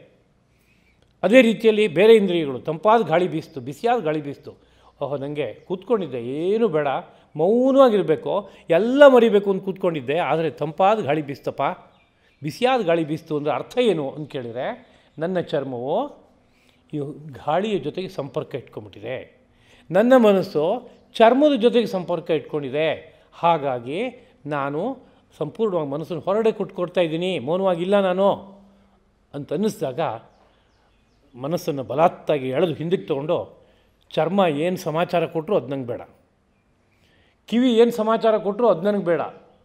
ಕಣ್ಣು ತೆರ್ಕೊಂಡು ಕೂತಿದ್ದೀನಿ, ಆದರೆ ಎದುರುಗಡೆ ಯಾರಿದ್ದಾರೆ ಅಂತ ನನಗೆ ಗೊತ್ತಾಗಬೇಕಾಗಿಲ್ಲ. ನಾನು ಅದು ನೋಡೋ ಉದ್ದೇಶ ಇಲ್ಲ ನನಗೆ. ನನ್ನ ಮನಸ್ಸನ್ನು ಒಳಗೆ ಕೇಳ್ಕೋಬೇಕಾಗಿದೆ ನಾನು. ಹಾಗಿರೋದ್ರಿಂದ ಕಣ್ಣು ಕೆಲಸ ಮಾಡಬಾರ್ದು, ಅಥವಾ ಕಣ್ಣಿನ ಜೊತೆಗೆ ಮನಸ್ಸು ಬೆರಿಬಾರ್ದು ಅಂತಂದ್ಕೊಂಡು ಹಿಂದಕ್ಕೆ ತೊಗೊಳ್ಳೋದು. ಹೀಗೆ ಒಂದೊಂದು ಇಂದ್ರಿಯವನ್ನು ಹಿಂದಕ್ಕೆ ತೊಗೊಳ್ಳೋದಕ್ಕೆ ಬೇಕಾಗುವಂಥ ಒಂದು ಪ್ರಯತ್ನನ ಮಾಡೋದಿದೆ ಯೋಗಾಭ್ಯಾಸ ಮಾಡುವಾಗ. ಆ ಪ್ರಯತ್ನಕ್ಕೆ ಏನಂತ ಹೆಸರು ಅಂದರೆ ಪ್ರತ್ಯಾಹಾರ ಅಂತ. ಪ್ರತಿನಿತ್ಯ ಆ ಪ್ರತ್ಯಾಹಾರದ ಅಭ್ಯಾಸವನ್ನು ಮಾಡಬೇಕು. ಹೇಗೆ ಆಸನದ ಅಭ್ಯಾಸ ಮಾಡಬೇಕೋ, ಪ್ರಾಣಾಯಾಮದ ಅಭ್ಯಾಸ ಮಾಡಬೇಕೋ, ಅದೇ ರೀತಿಯಲ್ಲಿ ಪ್ರತ್ಯಾಹಾರದ ಅಭ್ಯಾಸ. ಹಾಗಂದ್ರೆ ಏನು ಅಂತ ಕೇಳಿದರೆ, ಇಂದ್ರಿಯಾಣಾಂ ವಿಚರತಾಂ ವಿಷಯೇಷು ಸ್ವಭಾವತಃ ಬಲಾದ್ ಆಹರಣಂ ತೇಷಾಂ ಪ್ರತ್ಯಾಹಾರಸ್ಸ ಉಚ್ಯತೆ. ಇಂದ್ರಿಯಾಣಾಂ ವಿಚರತಾಂ, ಇಂದ್ರಿಯಗಳೆಲ್ಲ ಚಲಿಸ್ತಾ ಇದೆ. ವಿಷಯೇಷು ಅಂದರೆ ತನಗೆ ಬೇಕಾದ ವಿಚಾರದಲ್ಲಿ ಚಲಿಸ್ತಾ ಇದೆ. ಬಲಾದ ಆಹರಣಂ ತೇಷಾಂ, ಬಲಾತ್ತಾಗಿ ಆ ಇಂದ್ರಿಯಗಳನ್ನು ಹಿಂದಕ್ಕೆ ಎಳ್ಕೊಳ್ಳೋದು, ಅಂದರೆ ಆ ವಿಷಯ ಕಡೆ ಹೋಗಬಾರ್ದು, ಹಾಗೆ ಮಾಡಿಕೊಳ್ಳುವಂತಹದ್ದು ಅಭ್ಯಾಸ. ಅದೊಂದು ನಿತ್ಯ ಪ್ರಯತ್ನ ಪಡ್ತಾ ಹೋದಾಗ ಅದು ವಶಕ್ಕೆ ಸಿಕ್ಬಿಡುತ್ತೆ. ಜಪ, ಧ್ಯಾನ ಇತ್ಯಾದಿಗಳೆಲ್ಲ ಈ ಪ್ರತ್ಯಾಹಾರ ಇದ್ದರೆ ಮಾತ್ರ ಸಿದ್ಧಿಯಾಗತ್ತೆ, ಇಲ್ಲೋರು ಇರೋಲ್ಲ. ಅಂದರೆ ಒಂದು ಜಪಕ್ಕೆ ಕೂತ್ಕೊಂಡ್ರೆ, ಒಂದು ಧ್ಯಾನಕ್ಕೆ ಕೂತ್ಕೊಂಡ್ರೆ ಏನಾಗ್ತಾ ಇದೆ ಅಂತ ಒಂದು ಆತ್ಮಾವಲೋಕನ ಮಾಡ್ಕೋಬೇಕು. ಜಪಕ್ಕೆ ಕೂತ್ಕೊಂಡಿದ್ದೀನಿ, ಇದ್ದಕ್ಕಿದ್ದ ಹಾಗೆ ಬೇರೆ ಯಾವುದೋ ಸ್ಮರಣೆ ಆಗ್ತಾಯಿದೆ, ಆಫೀಸಿನ ಸ್ಮರಣೆ ಆಗ್ತಾಯಿದೆ ನನಗೆ, ಅಂದರೆ ಚಿತ್ತ ಚಂಚಲವಾಗಿದೆ ಅಂತ ಅರ್ಥ. ಜಪಕ್ಕೆ ಕೂತ್ಕೊಂಡಿದ್ದೀನಿ ನಾನು, ನನ್ನ ಪಂಚೇಂದ್ರಿಯಗಳಲ್ಲಿ ಯಾವುದೋ ಇಂದ್ರಿಯ ವಿಷಯ ಸಂಗ್ರಹ ಮಾಡ್ಕೊಳ್ಳೋಕೆ ಓಡಾಡ್ತಾಯಿದೆ, ಹೋಗ್ತಾಯಿದೆ ಅಂತಂದರೆ ಮನಸ್ಸು ಆ ಕಡೆ ಈ ಕಡೆ ಹೊರಗಡೆ ಚದುರಿ ಹೋಗ್ತಾ ಇದೆ ಅಂತಲೇ ಅರ್ಥ. ಹಾಗಾಗದೇ ಇರುವಂತೆ ಹಿಡಿದು ಆ ಜಪದಲ್ಲಿ ನಿಲ್ಲಿಸಬೇಕು, ಮಂತ್ರದಲ್ಲಿ ನಿಲ್ಲಿಸಬೇಕು. ಹಾಗೆ ಧ್ಯಾನ ಮಾಡುವವನು ಧ್ಯೇಯ ವಸ್ತುವಿನಲ್ಲಿ ಮನಸ್ಸನ್ನು ನಿಲ್ಲಿಸೋಕ್ಕೆ ಪ್ರಯತ್ನ ಪಡಬೇಕು. ಅದು ನಿರಂತರ ಹೋಗ್ತಾನೆ ಇರುತ್ತೆ, ಎಳೆದೆಳೆದು ಕಟ್ತಾನೇ ಇರಬೇಕು. ಯಾವುದಾದ್ರೂ ಒಂದು ಎತ್ತನ್ನು ನಾವು ಪಳಗಿಸ್ಬೇಕು ಅಂತ ಹೊರಟ್ರೆ, ಅಥವಾ ಕುದುರೆಯನ್ನು ಪಳಗಿಸ್ಬೇಕು ಅಂತ ಹೊರಟ್ರೆ, ಕುದುರೆಗೆ ನೀನು ನಾನು ಹೇಳಿದಂತೆ ನಡ್ಕೊಂಡು ಹೋಗಬೇಕು ಅಂದರೆ ಅದೇನು ಕೇಳಲ್ಲ ಮಾತನ್ನ. ಅದನ್ನು ಪ್ರತಿನಿತ್ಯ ಪಳಗಿಸೋಗ್ಬೇಕಾಗುವಂಥ ಒಂದು ವ್ಯವಸ್ಥೆಯನ್ನು ಇಟ್ಕೊಂಡು ಅದನ್ನು ಯಾವುದಾದ್ರು ರೀತಿಯಲ್ಲಿ ಹತೋಟಿ ತಂದ್ಕೋಬೇಕು. ಅದಕ್ಕೆ ಕೆಲವು ಸರಿ ಪೂಹಿ ಹೊಡಿಬೇಕು, ಕೆಲವು ಸರಿ ಒಂದು ಸ್ವಲ್ಪ ಏಟ್ಕೊಟ್ಟು ಹದ ತೊಗೋಬೇಕು. ಒಂದು ಸಿಂಹವನ್ನು, ಒಂದು ಆನೆಯನ್ನು ಹೇಗೆ ಪಳಗಿಸೋದು ಅಂತುಂಟೋ ಹಾಗೆ ಈ ಪಂಚೇಂದ್ರಿಯಗಳನ್ನು ಪಳಗಿಸಬೇಕಾಗತ್ತೆ. ಈ ಪಳಗಿಸೋ ಕೆಲಸಕ್ಕೆ ಏನಂತ ಕರೀತಾರೆ ಅಂತ ಕೇಳಿದ್ರೆ ಪ್ರತ್ಯಾಹಾರ ಅಂತ ಕರೀತಾರೆ. ಸುಮ್ಮನೆ ಒಂದು ಕಡೆಗೆ ಕೂತ್ಕೊಂಡು ಅರ್ಧ ಗಂಟೆ, ಮುಕ್ಕಾಲು ಗಂಟೆ, 1 ಗಂಟೆ ನಿರಂತರವಾಗಿ ಮನಸ್ಸು ಎಲ್ಲಿಗೆ ಹೋಯಿತು ಗಮನಿಸ್ಕೊಂಡೆ, ಪುನಃ ಹಿಂದಕ್ಕೆ ತಂದೆ, ಅದನ್ನ ಬಿಟ್ಟೆ. ನನ್ನ ಧ್ಯೇಯ ವಸ್ತು ಏನಿದೆ, ಧ್ಯಾನಕ್ಕೆ ಆಬ್ಜೆಕ್ಟ್ ಯಾವ್ದು ಕೊಟ್ಟಿದ್ದೀವಿ ಅದ್ರ ಮೇಲೆ ಮತ್ತೆ ನಿಲ್ಲಿಸಿದೆ, ಮತ್ತು ಮುಂದಿನ ಕ್ಷಣಕ್ಕೆ ಇನ್ನೆಲ್ಲ ಹೋಯಿತು, ಪುನಃ ಹೇಳೋದು ತಂದು ಕಟ್ಟಿದೆ. ಈಗ ನಿರಂತರ ಮಾಡ್ತಾ ಹೋದಾಗ ಅದು ಒಲಿಯುತ್ತೆ. ಅನಂತರದಲ್ಲಿ ಮನಸ್ಸಿಗೆ ನಾವು ಏನು ಆದೇಶ ಕೊಡ್ತೀವೋ ಅದರಂತೆ ಇರುತ್ತೆ. ಮನಸ್ಸೇ ಈಗ ಎದುರುಗಡೆ ಚಂದ್ರೋದಯವಾಗ್ತಾಯಿದೆ, ಅದೊಂದನ್ನು ನೋಡೋದು ಬಿಟ್ಟು ಬೇರೆ ಆ ಕಡೆ ಈ ಕಡೆ ಹೋಗಬೇಡ ಅಂದರೆ ಚಂದ್ರೋದಯ ಒಂದು ಬಿಟ್ಟರೆ ಬೇರೆ ಯಾವುದೂ ಗೊತ್ತಾಗಲ್ಲ. ಹಾಗಾಗುತ್ತೆ. ಮೈ ಮರೆಯೋಕ್ಕೆ ಬರುತ್ತೆ. ಇದನ್ನ ಮೈ ಮರೆಯೋದು ಅಂತ ಇನ್ನೊಂದು ಭಾಷೆಯಲ್ಲಿ ಕರಿಬಹುದು ಒಂದು ದೃಷ್ಟಿಯಿಂದ. ಮೈ ಮರೆಯೋದು ಅನ್ನೋ ಅಭ್ಯಾಸ ಹಿಂದಿನ ಪ್ರವಚನದಲ್ಲಿ ಹೇಳಿದೆ, ಪ್ರತಿಯೊಬ್ಬನಿಗೂ ಹುಟ್ಟಿನ ಗುಣವಾಗೇ ಬಂದಿದೆ ಅದು. ಅವರವ್ರಿಗೆ ಬೇಕಾದ ವಿಷಯದಲ್ಲಿ ಅವರವ್ರು ಮೈ ಮರೆತು ಬಿಡ್ತಾರೆ ಸಂಪೂರ್ಣವಾಗಿ. ತುಂಬ ಸುಂದರವಾದಂಥ ಒಂದು ನಾಟಕ, ನೃತ್ಯವನ್ನು ನೋಡ್ತಾ ಇರುವಾಗ ಮೈ ಮರೆತು ಹೋಗುತ್ತೆ. ಅದಕ್ಕೆ ತನ್ಮಯತಾ ಎಂಬುದಾಗಿ ಕರೀತಾರೆ ಒಂದು ಶಾಸ್ತ್ರದಲ್ಲಿ, ಕಾವ್ಯವಿದ್ಯೆಯಲ್ಲಿ.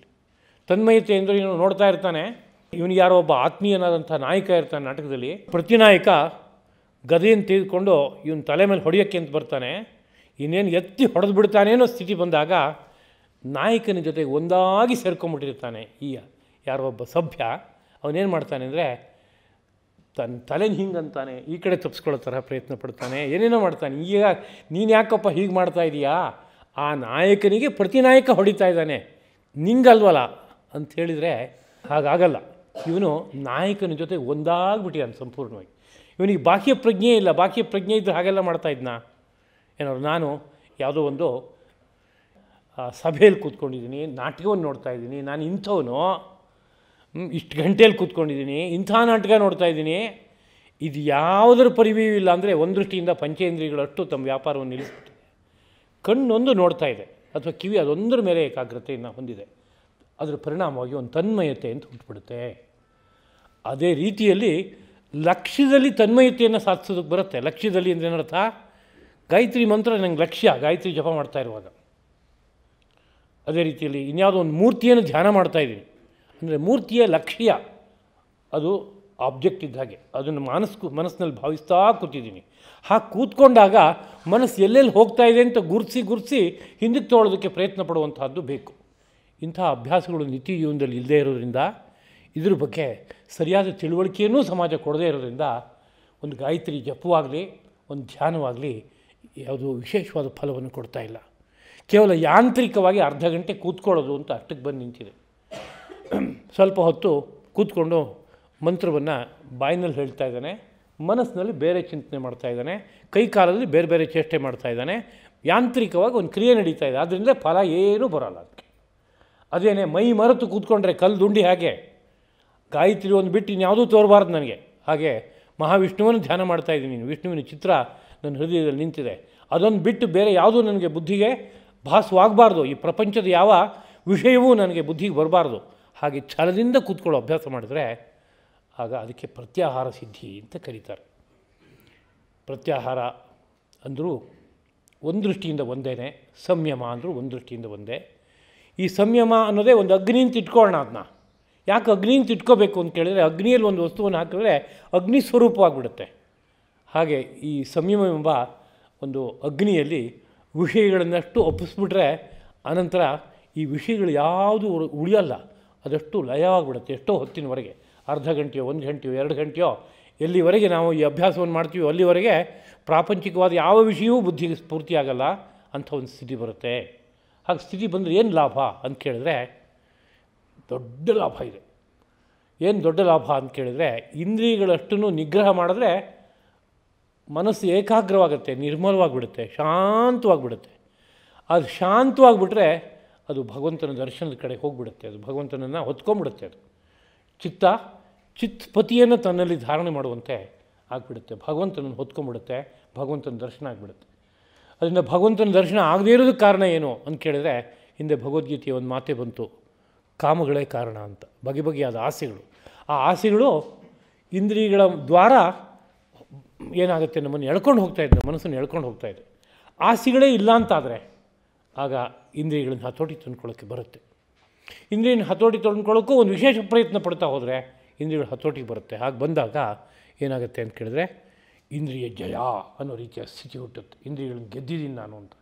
ಇಂದ್ರಿಯಗಳನ್ನ ಯಾಕಪ್ಪ ಗೆಲ್ಲಬೇಕು ನೀನು, ಕೆಲಸ ಏನು ಬೇರೆ, ಅದ್ರ ಪಾಡಿಗೆ ಅವು ಇರ್ತಿತ್ತು ಚೇಷ್ಟೆ ಮಾಡಿಕೊಂಡು, ಯಾಕೆ ಅದಕ್ಕೆಲ್ಲ ಹೋದೆ ನೀನು ಅಂತ ಕೇಳಿದ್ರೆ, ಹೌದು, ಇಂದ್ರಿಯವನ್ನು ಗೆಲ್ಲೋದು ಒಂದು ದೊಡ್ಡ ಸಾಧನೆ. ಏನು ಲಾಭ ಆಗುತ್ತೆ ಅಂದರೆ, ಪರಮಾತ್ಮ ಪ್ರಕಾಶಿತವಾಗ್ತಾನೆ. ಇದಕ್ಕಿಂತ ದೊಡ್ಡ ಇನ್ನೊಂದು ಸಾಧನೆ ಇಲ್ಲ ಜೀವನದಲ್ಲಿ. ಹಾಗಿರೋದ್ರಿಂದ ಅಂಥ ಅದ್ಭುತವಾದ ಸಾಧನೆಗಾಗಿ ಇಂದ್ರಿಯಗಳನ್ನು ಗೆಲ್ಲಬೇಕಾಗಿದೆ.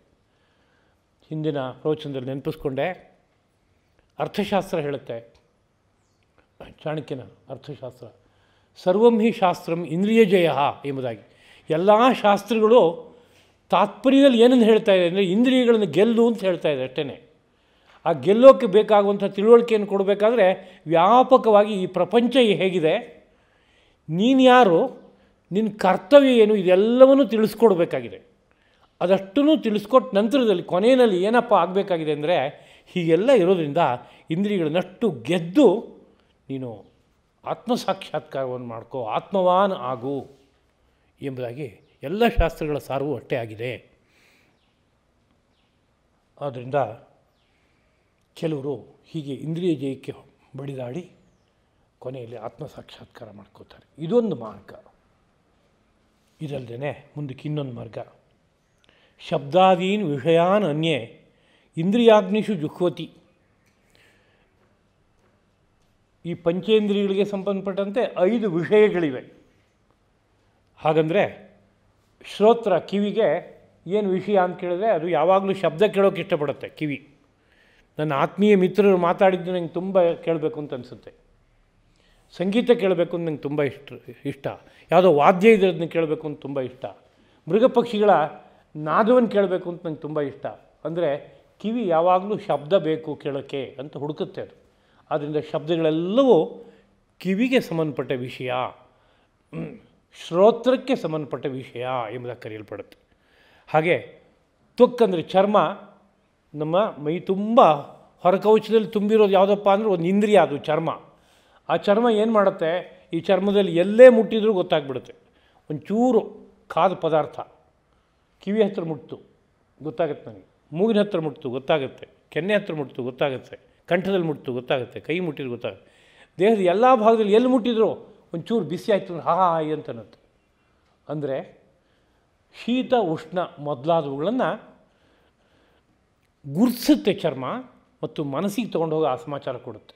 ಮನಸ್ಸು ಆ ವಿಷಯ ಗುರುತಿಸುತ್ತೆ, ಹೌದು ಇದು ಉಷ್ಣ, ನನಗೆ ಇಂಥ ಕಡೆಯಲ್ಲಿ ಬೆಂಕಿ ತಾಕ್ತು, ಇಂಥ ಕಡೆಯಲ್ಲಿ ತಂಪಾಯಿತು, ಇದನ್ನೆಲ್ಲ ಗುರುತಿಸುತ್ತೆ. ಆದ್ದರಿಂದ ತ್ವಕ್ಕಿಗೆ ಚರ್ಮಕ್ಕೆ ವಿಷಯ ಯಾವುದಪ್ಪ ಅಂತ ಕೇಳಿದ್ರೆ ಶೀತ ಉಷ್ಣ ಮೊದಲಾದವುಗಳು. ಮೊದಲಾದದ್ದು ಅನ್ನೋ ಶಬ್ದಕ್ಕೆ ಏನರ್ಥ? ತುಂಬ ನಯವಾಗಿದೆ, ತುಂಬ ಒರಟಾಗಿದೆ ಮೊದಲಾದವುಗಳು. ಕೈನಿಂದ ಮುಟ್ಟು ನೋಡ್ತೀವಿ ನಾವು, ನೋಡಿದ್ರೆ ಆಹಾ ತುಂಬ ನಯವಾಗಿದೆ ಇದು, ಇಲ್ಲ ಇದು ತುಂಬ ಒರಟಾಗಿದೆ. ಈ ಬಟ್ಟೆ ಹೇಗಿದೆ ಅಂತ ಕೇಳಿದ್ರೆ ಅಯ್ಯೋ ತುಂಬ ಒರಟಪ್ಪ ಇದು ತುಂಬ ನಯವಾಗಿದೆ ಅಂತ ಹೇಳ್ತೀವಿ. ಇದೆಲ್ಲ ಗೊತ್ತಾಗ್ತಾ ಇದೆಯಲ್ಲ, ಇದಿಷ್ಟು ಕೂಡ ಚರ್ಮದ ಮೂಲಕ ಗೊತ್ತಾಗ್ತಾ ಇದೆ. ಅದರಿಂದ ಚರ್ಮಕ್ಕೆ ವಿಷಯ ಏನಪ್ಪ ಅಂತ ಕೇಳಿದ್ರೆ ಶೀತ ಉಷ್ಣ, ಒಂದು ಮೃದು ಸ್ಪರ್ಶ, ಕಠೋರ ಸ್ಪರ್ಶ, ಇವೆಲ್ಲ ಅದಕ್ಕೆ ವಿಷಯ. ಅದೇ ರೀತಿಯಲ್ಲಿ ಚಕ್ಷುಸ್, ಕಣ್ಣಿಗೆ ಏನು ವಿಷಯ? ಕಣ್ಣು ಸದಾಕಾಲದಲ್ಲಿ ಏನು ಕೆಲಸ ಮಾಡ್ತಾ ಇದೆ ಅಂದರೆ ರೂಪವನ್ನು ನೋಡ್ತಾ ಇದೆ, ನಾನಾ ರೂಪವನ್ನು. ಕಣ್ಣು ಬಿಟ್ಟರೆ ಎದುರುಗಡೆಗೆ ಏನೋ ಕಾಣಿಸುತ್ತೆ, ಅದನ್ನು ಮನಸ್ಸಿಗೆ ತೊಗೊಂಡೋಗಿ ತಲುಪಿಸುತ್ತೆ. ಮನಸ್ಸು ಅದ್ರ ಮೇಲೆ ಮತ್ತೆ ಮುಂದೆ ಚಿಂತನ ಮಂಥನವನ್ನೆಲ್ಲ ಮಾಡ್ತಾಯಿದೆ. ಹೀಗೆ ನಡೀತಾ ಇದೆ. ಎಚ್ಚರವಾಗಿದ್ದೀವಿ ಅಂತಂದರೆ 24 ಗಂಟೆಯೂ ಕಣ್ಣಿಗೆ ಒಂದಲ್ಲ ಒಂದು ವಿಷಯ ಬೀಳ್ತಾ ಇರುತ್ತೆ, ಅದ್ರ ಬಗ್ಗೆ ಮನಸ್ಸು ಚಿಂತನೆಯನ್ನು ಮಾಡ್ತಾ ಇರುತ್ತೆ. ಆದ್ದರಿಂದ ಕಣ್ಣಿಗೆ ಯಾವುದು ವಿಷಯ ಅಂತ ಕೇಳಿದರೆ ರೂಪ, ನಾನಾ ರೂಪಗಳು. ಅದೇ ರೀತಿಯಲ್ಲಿ ಜಿಹ್ವೆಗೆ, ನಾಲಿಗೆಗೆ ವಿಷಯ ಏನು ಅಂದರೆ ರುಚಿ. ನಾಲಿಗೆ ಏನನ್ನು ಗುರುತಿಸುತ್ತೆ? ರೂಪ ನೋಡುತ್ತಾ ಅದು. ರೂಪ ನೋಡೋಕ್ಕೆ ಬರಲ್ಲ ನಾಲಿಗೆಗೆ. ಮತ್ತೇನು ಮಾಡುತ್ತೆ? ಆಹಾರ ವಸ್ತುವನ್ನು ಕೊಟ್ಟರೆ ಅದರಲ್ಲಿ ಯಾವ ರುಚಿ ಇದೆ, ಯಾವ ಪ್ರಮಾಣದಲ್ಲಿದೆ, ಉಪ್ಪು ಜಾಸ್ತಿ ಆಯಿತೋ, ಹುಳಿ ಜಾಸ್ತಿ ಆಯಿತೋ, ಖಾರ ಜಾಸ್ತಿ ಆಯಿತು, ಇದನ್ನೆಲ್ಲ ಗುರುತಿಸೋದು ಯಾವುದೋ ನಾಲಿಗೆ. ಅದನ್ನ ನಾಲಿಗೆಗೆ ವಿಷಯ ಅಂದರೆ ಯಾವುದಪ್ಪ ಅಂದರೆ ಪದಾರ್ಥಗಳ ರುಚಿ. ಹಾಗೆ ನಾಸಿಕ, ಮೂಗಿಗೆ ವಿಷಯ ಅಂದರೆ ಮೂಗು ನೋಡೋಕ್ಕಾಗಲ್ಲ, ಅದಕ್ಕೆ ರುಚಿ ನೋಡೋಕ್ಕೆ ಬರಲ್ಲ. ಮತ್ತೇನು ಮಾಡುತ್ತೆ ಅಂತ ಕೇಳಿದ್ರೆ ಅದು ಗಂಧನ ಗ್ರಹಿಸುತ್ತೆ, ನಾನಾ ವಾಸನೆಗಳನ್ನು ಗ್ರಹಿಸುತ್ತೆ. ಅದರಿಂದ ಬೇರೆ ಬೇರೆ ರೀತಿಯಾದಂಥ ಗಂಧಗಳೇನಿದೆಯೋ ಅದಷ್ಟು ಕೂಡ ಮೂಗಿಗೆ ವಿಷಯ, ನಾಸಿಕಕ್ಕೆ ವಿಷಯ ಎಂಬುದಾಗಿ ಕರೆಯಲ್ಪಡುತ್ತೆ. ಹೀಗೆ ಪಂಚೇಂದ್ರಿಯಗಳಿದೆ. ಆ ಪಂಚೇಂದ್ರಿಯಗಳಿಗೆ ಬೇಕಾದ 5 ವಿಷಯಗಳಿದೆ. ಅವುಗಳು ಪಂಚೇಂದ್ರಿಯಗಳ ಆಹಾರ ಇದ್ದ ಹಾಗೆ. ಅದು ಅವುಗಳನ್ನ ಬಯಸುತ್ತವೆ ಪಂಚೇಂದ್ರಿಯಗಳು. ಹೀಗಿರುವಾಗ ಇದನ್ನೇ ಬಳಸ್ಕೊಂಡು ಒಂದು ಸಾಧನಾ ಮಾರ್ಗವಾಗಿ ಹೋಗೋಕ್ಕಾಗತ್ತೆ, ಅಥವಾ ಒಂದು ಸಾಧನಾ ಮಾರ್ಗವಾಗಿ ಇದನ್ನು ಬಳಸೋಕ್ಕಾಗತ್ತೆ ಎಂಬುದಾಗಿ ಶ್ರೀಕೃಷ್ಣ ಪ್ರಭು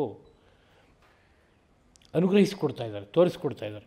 ಏನು ಹಾಗಂದರೆ ಅಂತ ಕೇಳಿದರೆ, ಇಂದ್ರಿಯವೆಂಬುದನ್ನು ಅಗ್ನಿ, ಅದರೊಳಗಡೆಗೆ ಈ ವಿಷಯಗಳನ್ನು ಸಮರ್ಪಣೆ ಮಾಡುವಂಥದ್ದು, ಇಂದ್ರಿಯಗಳ ಮೂಲಕ ಆ ವಿಷಯಗಳನ್ನು ಸವಿಯುವಂಥದ್ದು, ಆಸ್ವಾದನೆ ಮಾಡುವಂಥದ್ದು ಒಂದು ಕ್ರಮ ಇದೆ. ಆ ಕ್ರಮವಾಗಿ ಅದನ್ನ ಆಸ್ವಾದನೆ ಮಾಡ್ತಾ ಹೋದರೆ ಸಾಕು, ಅದು ಸಮಾಧಿಯವರೆಗೆ ಕರ್ಕೊಂಡೋಗಿ ತಲುಪಿಸುತ್ತೆ ಅಂತ ಹೇಳ್ತಾ ಇದೆ. ಇದು ನಮಗೆ ಗೊತ್ತಿಲ್ಲ, ಇದು ಹೀಗಂದ್ರೆ ಏನು ಅಂತ. ನಾವು ನಿತ್ಯ ಊಟ ಮಾಡ್ತಾಯಿದ್ವಿ, ನಮಗೇನು ಸಮಾಧಿ ಸಿಗ್ತಾಯಿಲ್ಲ. ನಿತ್ಯ ಬೀದಿ ಸುತ್ತೀವಿ, ಕಂಡ್ಕಂಡದನ್ನೆಲ್ಲ ನೋಡ್ತೀವಿ, ನಮಗೇನು ಸಮಾಧಿ ಸಿಗ್ತಾಯಿಲ್ಲ. ಕಂಡ್ಕಂಡು ಗಂಧವನ್ನೆಲ್ಲ ಆಗ್ರಹಣ ಮಾಡ್ತೀವಿ, ನಮ್ಗೆ ಸಮಾಧಿ ಸಿಗ್ತಾಯಿಲ್ಲ. ಚರ್ಮಕ್ಕೆ ಸುಖ ದುಃಖಗಳೆಲ್ಲ ಗೊತ್ತಾಗ್ತಾಯಿದೆ, ನಮಗೇನೂ ಆಗ್ತಾಯಿಲ್ಲ. ನಾನಾ ಶಬ್ದಗಳನ್ನು ಕೇಳ್ತಾಯಿದ್ವಿ, ನಮಗೇನೂ ಆಗ್ತಾಯಿಲ್ಲ. ಯಾಕೆ ಆಗ್ತಾಯಿಲ್ಲ ಅಂತ ಕೇಳಿದ್ರೆ, ಯಾವ ವಿಷಯವನ್ನು ಯಾವ ಸಂದರ್ಭದಲ್ಲಿ ಯಾವ ಇಂದ್ರಿಯದಿಂದ ಹೇಗೆ ಸವಿಬೇಕು ಅಂತ ಒಂದು ಕ್ರಮ ಇದೆ, ವಿಧಾನ ಇದೆ. ಆ ಕ್ರಮದಿಂದ ಸವಿದರೆ ಅದು ಏನಾಗುತ್ತೆ ಅಂತ ಕೇಳಿದ್ರೆ, ಆ ವಿಷಯ, ಆ ಆಸ್ವಾದನೆ ಎಲ್ಲ ಸಮಾಧಾನದ ಸ್ಥಿತಿಯನ್ನು ತಂದುಕೊಟ್ಟು ಆ ಬ್ರಹ್ಮದಲ್ಲೇ ಆಗಿಬಿಡುತ್ತಂತೆ. ಅಂದರೆ ಸವಿತಾ ಸವಿತಾ ಕ್ರಮವಾಗಿ ಆ ಪರಬ್ರಹ್ಮಾನುಭವದ ಕಡೆಗೆ ಹೋಗೋಕ್ಕೆ ಬರುತ್ತೆ ಅಂತ ಒಂದು ವಿಧಾನ ಇದೆ. ಈ ವಿಧಾನದ ಮೂಲಕ ಎಷ್ಟೋ ಜನ ಬ್ರಹ್ಮ ಸಾಕ್ಷಾತ್ಕಾರ ಮಾಡ್ಕೊಳ್ಳೋದು ಉಂಟು ಅಂತ.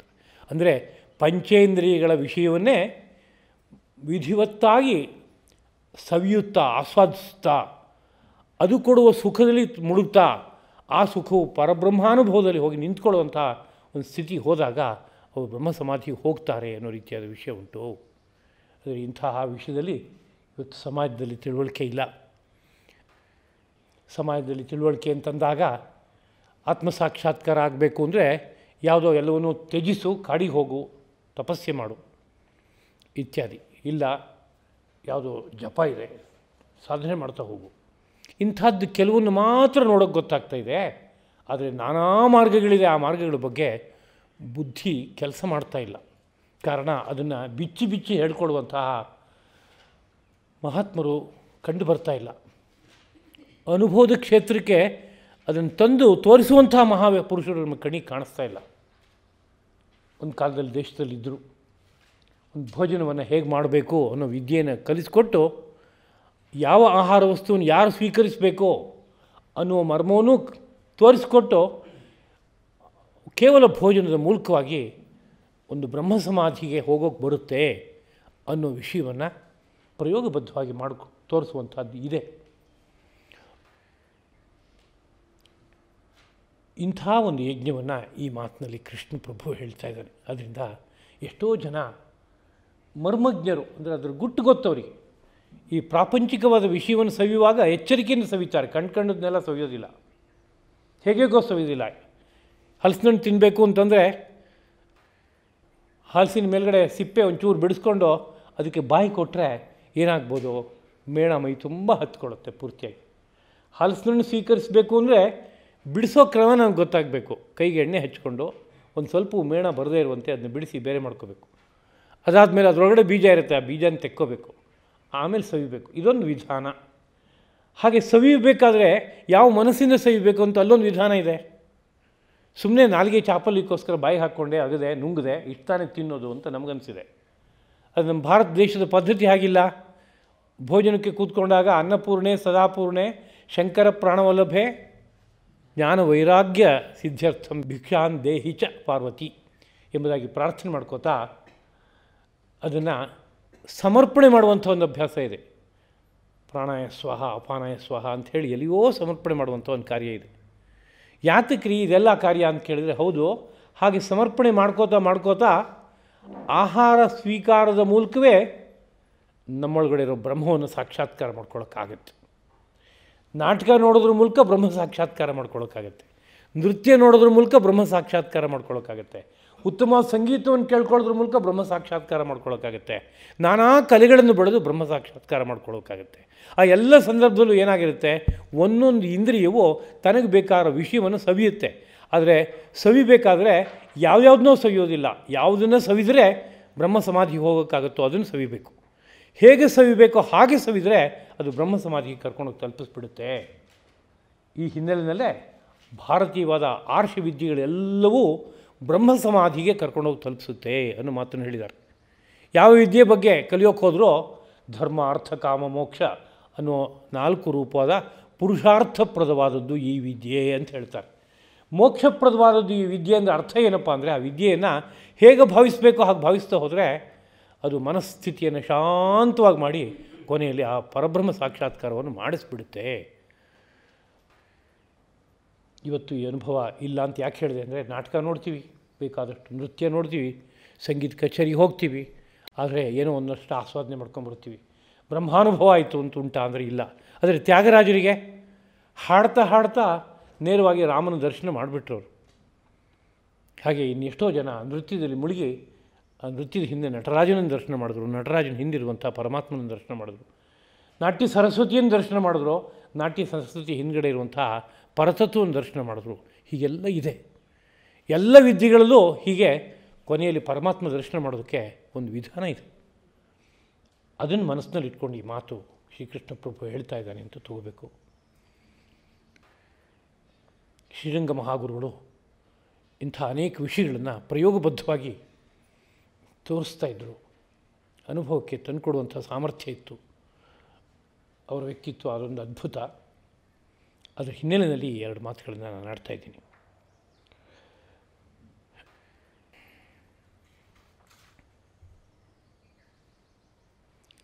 ಮುಂದಿನ ಮಾತು 27ನೇ ಶ್ಲೋಕ. ಸರ್ವಾಣಿ ಇಂದ್ರಿಯ ಕರ್ಮಾಣಿ ಪ್ರಾಣಕರ್ಮಾಣಿ ಚಾಪರೆ ಆತ್ಮ ಸಂಯಮ ಯೋಗಾಗ್ನೌ ಜುಹ್ವತಿ ಜ್ಞಾನದೀಪಿತೆ. ಅಪರೆ ಇನ್ನು ಕೆಲವರು ಸರ್ವಾಣಿ ಇಂದ್ರಿಯ ಕರ್ಮಾಣಿ ಎಲ್ಲ ಇಂದ್ರಿಯ ಕರ್ಮಗಳನ್ನೂ ಸಹ ಚ ಮತ್ತು ಪ್ರಾಣಕರ್ಮಾಣಿ ಪ್ರಾಣದ ಕರ್ಮಗಳನ್ನು, ಕರ್ಮ ಅಂದರೆ ಪ್ರಾಣದ ಕ್ರಿಯೆಗಳು ಅಂತ ಅರ್ಥ, ಪ್ರಾಣದ ವ್ಯಾಪಾರಗಳು ಅಂತ ಅರ್ಥ, ಅವುಗಳನ್ನು ಸಹ ಜ್ಞಾನದೀಪಿತೆ, ಜ್ಞಾನದಿಂದ ವಿವೇಕದಿಂದ ಉಜ್ವಲವಾಗಿ ಬೆಳಗಿಸಲ್ಪಟ್ಟ ಆತ್ಮಸಂಯಮ ಯೋಗಾಗ್ನವು, ಆತ್ಮಸಂಯಮವೆಂಬ ಯೋಗಾಗ್ನಿಯಲ್ಲಿ ಜುಹ್ವತಿ ಹೋಮ ಮಾಡ್ತಾರೆ ಅಂತ. ಇದು ಇನ್ನೊಂದು ಯಾವುದೋ ಕ್ರಮವನ್ನು ಹೇಳ್ತಾ ಇದೆ. ಹೀಗೆ ಬ್ರಹ್ಮ ಸಾಕ್ಷಾತ್ಕಾರ ಮಾಡ್ಕೋಬಹುದು ಅನ್ನೋ ತತ್ವವನ್ನು ಹೇಳ್ತಾ ಇದೆ. ಇಂದ್ರಿಯ ಕರ್ಮಗಳು ಅಂದರೆ ಇಂದ್ರಿಯಗಳ ನಡೆ. ಕಣ್ಣು ನೋಡೋದಕ್ಕೋಸ್ಕರ ಕಣ್ಣು ತೆರ್ಕೊಳ್ಳುತ್ತೆ, ಅನಂತರ ಆ ವಸ್ತು ಎಷ್ಟು ದೂರ ಇದೆಯೋ ಅದಕ್ಕೆ ತಕ್ಕಂತೆ ಕಣ್ಣು ದೊಡ್ಡದಾಗೋದು ಚಿಕ್ಕದಾಗೋದು ಮಾಡಿ ಅದನ್ನು ಮನಸ್ಸಿಗೆ ತಗೊಳ್ಳೋದಕ್ಕೆ ಒಂದು ಪ್ರಯತ್ನ ಪಡುತ್ತೆ. ಕಿವಿ ಅದೇ ರೀತಿಯಲ್ಲಿ ಆ ಕಡೆಗೆ ಅಭಿಮುಖವಾಗಿ ಶಬ್ದವನ್ನು ಗ್ರಹಣ ಮಾಡೋದಕ್ಕೆ ಪ್ರಯತ್ನ ಪಡುತ್ತೆ. ಮೂಗು ಗಂಧ ಗ್ರಹಣಕ್ಕೆ, ಚರ್ಮ ಅದೇ ಸುಖ ದುಃಖಗಳನ್ನು ಗ್ರಹಿಸೋದಕ್ಕೆ, ಹೀಗೆಲ್ಲ ಒಂದು ಪ್ರಯತ್ನ ಇದೆ, ಅಲ್ಲಿ ಒಂದೊಂದು ಕ್ರಿಯೆ ನಡೀತಾ ಇದೆ ಅಲ್ಲಿ. ಇದನ್ನು ಇಂದ್ರಿಯ ಕರ್ಮ ಅಂತ ಅಂದ್ಕೊಳ್ಳೋಣ. ಕರ್ಮ ಅನ್ನೋದಕ್ಕೆ ಕ್ರಿಯೆ ಅಂತ ಅರ್ಥ ಮಾಡ್ಕೊಳ್ಳೋಣ.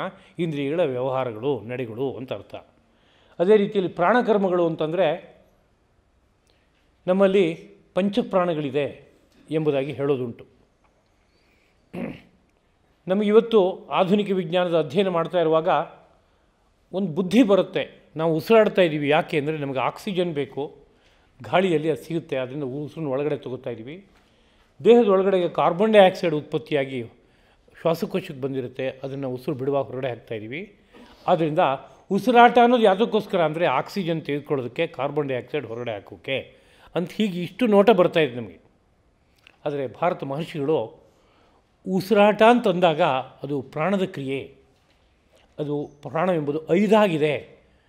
ಪ್ರಾಣ, ಅಪಾನ, ವ್ಯಾನ, ಉದಾನ, ಸಮಾನ ಎಂಬುದಾಗಿ 5 ದೇಹದಲ್ಲಿ 5 ತರಹದ ಕೆಲಸಗಳನ್ನು ಮಾಡ್ತಾಯಿದೆ ಅದು.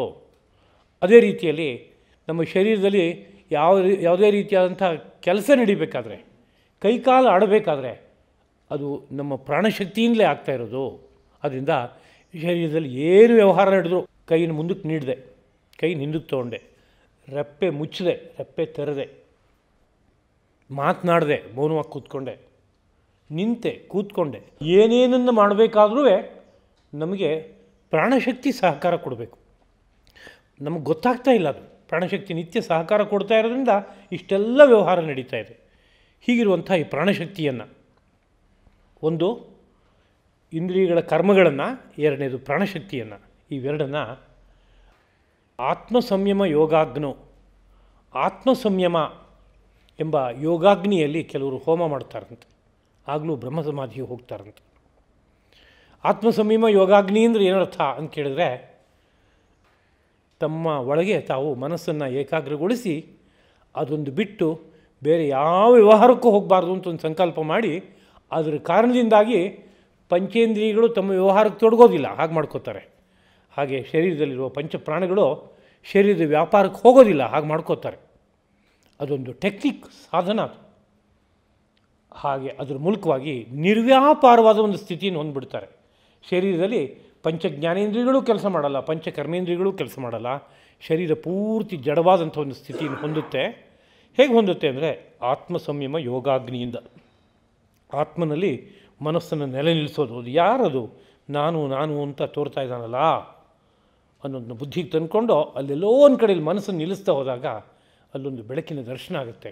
ಮನಸ್ಸು ಸಂಪೂರ್ಣವಾಗಿ ಅಲ್ಲಿ ನಿಂತ್ಕೊಂಡ್ಬಿಡುತ್ತೆ. ಅದರ ಪರಿಣಾಮವಾಗಿ ಯಾವ ಇಂದ್ರಿಯಗಳ ವ್ಯಾಪಾರವೂ ನಡೆಯೋಲ್ಲ. ಇಂದ್ರಿಯಗಳೆಲ್ಲ ಇದೆ, ಅದು ಯಾವುದೂ ಕೆಲಸ ಮಾಡ್ತಾಯಿಲ್ಲ. ಹಾಗೆ ಶರೀರ ಇದೆ, ಶರೀರದಲ್ಲಿ ಯಾವ ಅವಯವಗಳು ಕೆಲಸ ಮಾಡ್ತಾಯಿಲ್ಲ. ಅಂಥ ಒಂದು ಸ್ಥಿತಿ ಬರುತ್ತೆ. ಇಂತಹ ಒಂದು ಸ್ಥಿತಿ ಯಾವಾಗ ಬರುತ್ತೆ ಅಂದರೆ ಜ್ಞಾನದೀಪಿತೆ. ಯಾರೋ ಒಬ್ಬ ವ್ಯಕ್ತಿಗೆ ಈ ಪ್ರಪಂಚದ ಪರಿವೇ ಚೆನ್ನಾಗಾಯಿತು ಅಂತಂದರೆ ಒಂದು ವಿವೇಕ ಹುಟ್ಟುತ್ತೆ. ಶಾಸ್ತ್ರಗಳನ್ನು ಅಧ್ಯಯನ ಮಾಡ್ತಾ ಹೋದಾಗ, ಮಹಾತ್ಮರ ಮಾತನ್ನು ಕೇಳ್ತಾ ಹೋದಾಗ ಒಂದು ನಿಲುವು ಬರುತ್ತೆ ಮನಸ್ಸಿಗೆ. ಆ ನಿಲುವಿಗೆ ವಿವೇಕ ಅಂತ ಕರೀತಾರೆ, ಅದನ್ನ ಜ್ಞಾನ ಅನ್ನೋ ಶಬ್ದದಿಂದಲೂ ಕರೀತಾರೆ. ನಾವು ನಿತ್ಯ ಜೀವನದಲ್ಲಿ ಎಷ್ಟೋ ಸಂದರ್ಭದಲ್ಲಿ ಜ್ಞಾನ ಅನ್ನೋ ಶಬ್ದವನ್ನು ಹೇಗೆ ಬಳಸ್ತೀವಿ ನೋಡಿ. ಯಾರಾದರೂ ಹೋಗ್ತಾ ಇರುವಾಗ ನಾನು ಅಲ್ಲೆಲ್ಲೋ ನಿಂತ್ಕೊಂಡಿದ್ದೆ, ಅವನು ಯಾವುದೋ ಕಡೆ ನೋಡ್ಕೋತಾ ನನ್ನ ಮೈಗೆ ತಾಗಿಸ್ಕೊಂಡು ಹೋದ. ಕೂಡಲೇ ನಾವು ಹೇಳ್ತೀವಿ, ಏನೋ ಸ್ವಲ್ಪ ಜ್ಞಾನಗೇನೋ ಇದೆಯೇನೆಯಾ ನಿನಗೆ ಅಂತ. ಅಂದರೆ ತಾತ್ಪರ್ಯ ಏನು ಅಂದರೆ ಜ್ಞಾನ ಅನ್ನೋ ಶಬ್ದಕ್ಕೆ ವಿವೇಕ ಅಂತ ಅರ್ಥ. ಮಾರ್ಗ ಇಲ್ಲಿದೆ, ಇದು ಮಾರ್ಗ ಅಲ್ಲ ಅಂತ ನಿನಗೆ ಗೊತ್ತಿರಬೇಕು ನಡಿಬೇಕಾರೆ. ನಾನು ಮಧ್ಯದಲ್ಲಿ ನಿಂತಿದ್ದಾಗ ಅದನ್ನೂ ಅರ್ಥ ಮಾಡ್ಕೊಳ್ಳದೆ ನುಗ್ಗಿದೆ ಅಂದರೆ ಅರ್ಥ ಏನಂದರೆ ನಿನಗೆ ವಿವೇಕ ಇಲ್ಲ ಅಂತ ಅರ್ಥ. ಮಾರ್ಗದಲ್ಲಿ ಹೋಗಬೇಕಾದವನು ಮಾರ್ಗ ಮಧ್ಯದಲ್ಲಿ ಏನಾದ್ರು ಇದ್ದರೆ ನೀನು ನಿಂತ್ಕೋಬೇಕು, ಹಾಗೆ ಮುಂದಕ್ಕೆ ನುಗ್ಬಿಡೋದಲ್ಲ ಅದು. ಅಂದರೆ ಯುಕ್ತ ಅಯುಕ್ತ, ಇದು ಸರಿ ಇದು ತಪ್ಪು, ಇದು ಹೀಗೆ ಅನ್ನೋ ಬಗ್ಗೆ ತಿಳುವಳಿಕೆ ಇದೆಯಲ್ಲ, ಇದಕ್ಕೆ ಏನಂತ ಕರೀತಾರೆ? ವಿವೇಕ ಅಂತ ಕರೀತಾರೆ. ಇದಕ್ಕೆ ಇನ್ನೊಂದು ಪದ ಯಾವುದಪ್ಪ ಅಂದರೆ ಜ್ಞಾನ ಅಂತಲೂ ಕರೀತಾರೆ. ಸಾಂಖ್ಯಯೋಗ ಶಾಸ್ತ್ರ ವಿವೇಕ ಖ್ಯಾತಿ ಎಂಬುದಾಗಿಯೇ ಕರೆಯುತ್ತೆ ವಿಶೇಷವಾಗಿ. ಅಂದರೆ ಯಾವುದು ಏನದು, ನನ್ನ ಮೈನಲ್ಲಿ ಏನೇನಿದೆ, ಪ್ರಕೃತಿಯ ಅನೇಕ ಬೇರೆ ಬೇರೆ ರೀತಿಯಾದ ಹಂತಗಳಿದೆ. ಪಂಚಭೂತಗಳಿದೆ, ಪಂಚ ಜ್ಞಾನೇಂದ್ರಿಯ ಇದೆ, ಪಂಚಕರ್ಮೇಂದ್ರಿಯ ಇದೆ, ಹಾಗೆ ಪಂಚ ತನ್ಮಾತ್ರಗಳಿವೆ, ಮನಸ್ಸಿದೆ, ಬುದ್ಧಿ ಇದೆ, ಅಹಂಕಾರ ಇದೆ, ಹೀಗೆಲ್ಲ ಇದೆ. ಇದು ಯಾವುದು ಅಂತ ಸ್ಪಷ್ಟವಾಗಿ ಗುರುತಿಸೋ ಕೆಲಸ ಇದೆಯಲ್ಲ, ಇನ್ನೊಂದರ ಜೊತೆಗೆ ಸೇರಿಕೊಳ್ಳದೇನೆ ಮಿಶ್ರವಾಗದೇ ಇರುವಂತೆ ಸ್ವಚ್ಛವಾದಂಥ ಒಂದು ತಿಳುವಳಿಕೆ ಇದೆಯಲ್ಲ, ಆ ತಿಳುವಳಿಕೆಗೆ ವಿವೇಕ ಅಂತ ಕರೀತಾರೆ. 10 ವಸ್ತುಗಳನ್ನು ಮಿಶ್ರ ಮಾಡಿ ಇಟ್ಟು ಅದನ್ನು ಪೃಥಕ್ಕರಿಸು ಅಂತ ಹೇಳಿದರೆ ನನಗೆ ಸರಿಯಾದ ತಿಳುವಳಿಕೆ ಇದೆ ಅಂದರೆ ಇದು ಅಕ್ಕಿ ಕಾಳು, ಇದು ಗೋಧಿ, ಇದು ರಾಗಿ, ಇದು ಮೆಂತ್ಯ, ಇದು ಉದ್ದು, ಇದು ಹೆಸರು ಅಂತ ನಾನು ಪೃಥಕ್ಕರಿಸಿ ನೋಡೋಕ್ಕೆ ಬರುತ್ತೆ. ಹಾಗೆ ನೋಡೋಕ್ಕೆ ಬಂದರೆ ಏನರ್ಥ? ನನಗೆ ವಿವೇಕ ಜ್ಞಾನ ಈ ಕಾಳುಗಳ ಬಗ್ಗೆ ಇದೆ ಅಂತ ಅರ್ಥ.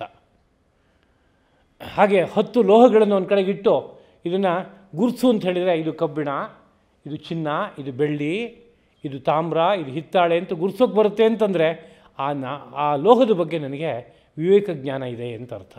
ಹಾಗೆ ಈ ಶರೀರ ಇದರೊಳಗಡೆ ಇರುವಂಥದ್ದು ಏನಿದೆ ಇದೆಲ್ಲದರ ಬಗ್ಗೆ ಒಂದು ತಿಳುವಳಿಕೆ ಬಂತು ಅಂದರೆ ಅದಕ್ಕೂ ಒಂದು ವಿವೇಕ ಜ್ಞಾನ ಅಂತ ಕರೀತಾರೆ. ಈ ವಿವೇಕ ಜ್ಞಾನ ಏನು ಸಹಕಾರ ಕೊಡುತ್ತೆ ಅಂದರೆ ಭಗವಂತನ ವಸ್ತುವಿನ ಮೇಲೆ ಮನಸ್ಸನ್ನು ಏಕಾಗ್ರಗೊಳಿಸಿ ಉಳಿದನ್ನೆಲ್ಲ ಪಕ್ಕಕ್ಕಿಡೋದಕ್ಕೆ ಅದೊಂದು ನಮಗೆ ಸಹಕಾರ ಕೊಟ್ಬಿಡುತ್ತೆ. ಆದ್ದರಿಂದ ಜ್ಞಾನದೀಪಿತೆ ಅಂದರೆ ವಿವೇಕ ಜ್ಞಾನದಿಂದ ದೀಪಿತ ಅಂದರೆ ಚೆನ್ನಾಗಿ ಬೆಳಗಿಸಲ್ಪಟ್ಟಂತಹ ಒಂದು ಆತ್ಮಸಂಯಮ ಎಂಬ ಯೋಗಾಗ್ನಿ ಏನಿದೆಯೋ, ಅಂದರೆ ನನ್ನೊಳಗಡೆ ನಾನು ಮನಸ್ಸನ್ನು ನಿಲ್ಲಿಸ್ಕೋತೀನಿ ಅಂತ ಒಂದು ಪ್ರಯತ್ನ ಪಡ್ತಾ ಇದ್ದಾನೆ. ಅದೊಂದು ಯೋಗ ರೂಪವಾದ ಅಭ್ಯಾಸ. ಆ ಯೋಗ ರೂಪವಾದ ಅಭ್ಯಾಸ ಬಲಿಷ್ಠವಾಗಿ ಆಗ್ತಾಯಿದೆ. ಯಾಕೆ ಅಂತ ಕೇಳಿದರೆ ಅವನಿಗೆ ಒಂದು ವಿವೇಕ ಇದೆ. ವಿವೇಕ ಜ್ಞಾನದಿಂದ ಈ ಒಂದು ಅಭ್ಯಾಸ ದೃಢವಾಗಿ ಸಾಗ್ತಾಯಿದೆ. ಹೇಗೆ ಸ್ನೇಹದಿಂದ ಅಗ್ನಿ ಜ್ವಾಲೆ ಚೆನ್ನಾಗಿ ಬೆಳೆಯುತ್ತೋ ಹಾಗೆ ಈ ವಿವೇಕ ಜ್ಞಾನದಿಂದ ಈ ಯೋಗ ಎಂಬುದು ಬಹಳ ಸುಂದರವಾಗಿ ಚೆನ್ನಾಗಿ ದೃಢವಾಗಿ ಸಾಗುತ್ತೆ. ಹಾಗೆ ಸಾಗಿದಾಗ ಅಲ್ಲಿ ಎಲ್ಲವನ್ನೂ ಸಮರ್ಪಣೆ ಮಾಡ್ತಾರೆ. ಹಾಗಾದಾಗ ಬ್ರಹ್ಮ ಸಾಕ್ಷಾತ್ಕಾರ ಆಗುತ್ತೆ ಅಂತ. ಅಂದರೆ ಕೂತ್ಕೊಂಡು ಮಾಡುವಂಥ ಸಾಧನೆಗಳು ನಾನಾ ರೂಪದಲ್ಲಿದೆ. ಅದು ನನ್ನ ಮೈನಲ್ಲಿ ಯಾವುದೇ ವ್ಯವಹಾರ ನಡಿಬಾರ್ದು, ಅದಷ್ಟು ನಿಂತು ಹೋಗಲಿ. ಅದೇ ರೀತಿಯಲ್ಲಿ ನನ್ನ ಮನೋಬುದ್ಧಿಗಳು ಕಾರ್ಯ ಮಾಡದೇ ಇರಲಿ, ನನ್ನ ಪಂಚೇಂದ್ರಿಯಗಳು ಕೆಲಸ ಮಾಡದೇ ಇರಲಿ ಅಂತ ಒಂದು ಸಂಕಲ್ಪವನ್ನು ಇಟ್ಕೊಂಡು ಒಳಗಡೆ ಬೆಳಗ್ತಾ ಇರುವಂತಹ ಒಂದು ಬೆಳಕನ್ನು ಭಾವಿಸ್ಕೊಂಡು ಗುರುತಿಸಿ ಅದರ ಮೇಲೆ ಮನಸ್ಸನ್ನು ಸಂಯಮ ಮಾಡ್ತಾ ಹೋದಾಗ ಅವನು ಸಮಾಧಿಯ ಸ್ಥಿತಿಗೆ ಏರ್ತಾನೆ ಅನ್ನೋ ವಿಷಯ ಇದೆ. ಅದೊಂದು ಸಾಧನ ಎಂಬುದಾಗಿ ಹೇಳ್ತಾ ಇದ್ದಾರೆ. ಹೀಗೆ ನಾನಾ ಸಾಧನೆಗಳನ್ನು ಶ್ರೀಕೃಷ್ಣ ಪ್ರಭು ವರ್ಣಿಸ್ತಾ ಇದ್ದಾನೆ. ಮೋಕ್ಷಕ್ಕೆ ಇವೆಲ್ಲ ಮಾರ್ಗಗಳು. ಮೋಕ್ಷವೆಂಬುದು ಬಹುದ್ವಾರ. ಬಹುದ್ವಾರ ಅಂದರೆ ನಾನಾ ದ್ವಾರಗಳಿಂದ ಮೋಕ್ಷವನ್ನು ಪಡೆಯೋಕ್ಕಾಗತ್ತೆ. ಇದೆಲ್ಲ ದ್ವಾರಗಳು ಎಂಬುದಾಗಿ ಹೇಳ್ತಾ ಇದ್ದಾನೆ ಎಂಬುದನ್ನು ಸ್ಮರಣೆ ಮಾಡಿಕೊಳ್ತಾ, ಭಾರತ ದೇಶ ಇಂತಹ ಅಪೂರ್ವವಾದಂತಹ ಮೋಕ್ಷ ಮಾರ್ಗಗಳನ್ನೆಲ್ಲ ಕರತಲಾಮಲಕವಾಗಿ ಅರ್ಥ ಮಾಡಿಕೊಂಡು ಸಾಧನೆ ಮಾಡಿ ಅದರ ಮೂಲಕ ಸಿದ್ಧಿಯನ್ನು ಪಡಿತಾ ಇದ್ದಂತಹ ದೇಶ. ಇಲ್ಲಿದ್ದ ಪ್ರಜೆಗಳಿಗೆ ದಕ್ಷತೆ ತುಂಬ ದೊಡ್ಡ ಮಟ್ಟಕ್ಕೆ ಇದ್ದಿದ್ದು ಯಾವುದರಲ್ಲಪ್ಪ ಅಂದರೆ ಇದರಲ್ಲಿ. ಇದೇ ಅತ್ಯಂತ ಮುಖ್ಯವಾದದ್ದು. ತುಂಬ ಜೀವನ ನೆಮ್ಮದಿಯನ್ನು ಕಾಣಬೇಕಾದ್ರೆ ಇದೇ ಬೇಕಾಗಿರುವಂಥದ್ದು, ಬೇರೆ ಯಾವುದೂ ಅಲ್ಲ. ಬೇರೆ ಯಾವುದರಿಂದಲೂ ನೆಮ್ಮದಿ ಪೂರ್ತಿಯಾಗಿ ಪಡೆಯೋಕ್ಕಾಗಲ್ಲ, ಅಂಶತಃ ಪಡಿಬೋದಷ್ಟೇ. ಪರಿಪೂರ್ಣ ನೆಮ್ಮದಿಯ ಸಾಧನವಾದಂತಹ ಈ ಎಲ್ಲ ಮಾರ್ಗಗಳು ಭಾರತ ದೇಶದ ಋಷಿ ಮಹರ್ಷಿಗಳಿಗೆ ಜನತೆಗೆ ಪರಿಚಯವಾಗಿತ್ತು ಒಂದು ಕಾಲದಲ್ಲಿ. ಅದೇ ನಿಜವಾದ ಯೋಗ. ಅದು ಯಾವುದೋ ಕಾಲದಲ್ಲಿ ನಷ್ಟವಾಗಿದೆ. ಕೃಷ್ಣ ಮತ್ತೊಮ್ಮೆ ಕಾಲೇನೇಹ ಮಹತ ಯೋಗೋ ನಷ್ಟ ಪರಂತಪ, ಯಾವುದೋ ಕಾಲದಲ್ಲಿ ಎಷ್ಟೋ ಕಾಲದ ಹಿಂದೆ ಅದು ನಷ್ಟವಾಗಿಬಿಟ್ಟಿದೆಯಪ್ಪ, ಅದನ್ನು ಮತ್ತೆ ಇನ್ನೊಮ್ಮೆ ತಂದು ನೀನು ಹೇಳ್ತಾ ಇದ್ದೀನಿ ಅಂತ ಅದರ ಬಗ್ಗೆ ಒಂದು ನೇರದಲ್ಲಿ ಒಂದು ಪರಿಚಯವನ್ನು ಈ ಭಾಷೆಗಳಲ್ಲಿ ಕೊಡ್ತಾ ಇದ್ದಾನೆ ಎಂಬುದನ್ನು ಸ್ಮರಣೆ ಮಾಡಿಕೊಳ್ತಾ ಈ 4 ಮಾತುಗಳನ್ನು ಯೋಗೇಶ್ವರನಾದ ಶ್ರೀಕೃಷ್ಣ ಪ್ರಭುವಿನ ಪದಪದ್ಮಗಳಲ್ಲಿ ಅರ್ಪಿಸ್ತಾ ಇದ್ದೀನಿ. ಕಾಯೇನ ವಾಚ ಮನಸಾ ಇಂದ್ರಿಯೈರ್ವಾ ಬುದ್ಧ್ಯಾ ಆತ್ಮನಾ ವಾ ಪ್ರಕೃತೆ ಸ್ವಭಾವಾತ್ ಕರೋಮಿ ಯದ್ಯತ್ ಸಕಲಂ ಪರಸ್ಮೈ ನಾರಾಯಣಾಯೇತಿ ಸಮರ್ಪಯಾಮಿ. ಶ್ರೀಕೃಷ್ಣಾರ್ಪಣಮಸ್ತು.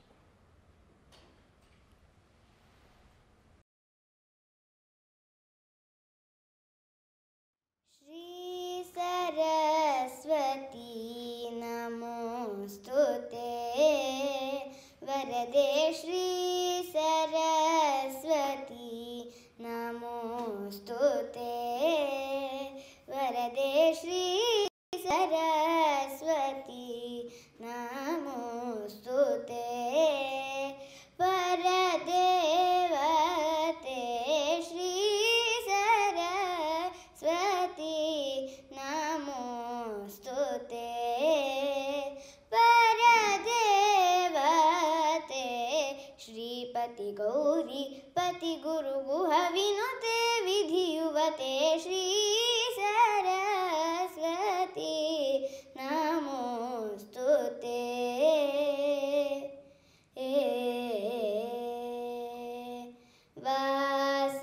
ವಾಸನಾತ್ರಯ ವಿವರ್ಜಿತ ವರಮುನಿ ಭಾವಿತ ಮೂರ್ತೆ ವಾಸನಾತ್ರಯ ವಿವರ್ಜಿತ ವರಮುನಿ ಭಾವಿತ ಮೂರ್ತೆ ವಾಸವಾದ್ಯ ಖಿಲ ನಿರ್ಜರ ವರ ವಿತರಣ ಬಹು ಕೀರ್ತೆ ವಾಸವಾದ್ಯ ಖಿಲ ನಿರ್ಜರ ವರ ವಿತರಣ ಬಹು ಕೀರ್ತೆ ಧರಹಾಸಯುತ ಮುಖಾಂಬುರು है अद्भुत चरणांबुरु है संसार भीत्यापहे सकल मंत्राक्षर गुहे श्री सरस्वती नमोस्तुते परदेवते श्रीपति गौरी पति गुरु गुह विनुते विधियुवते श्री सरस्वती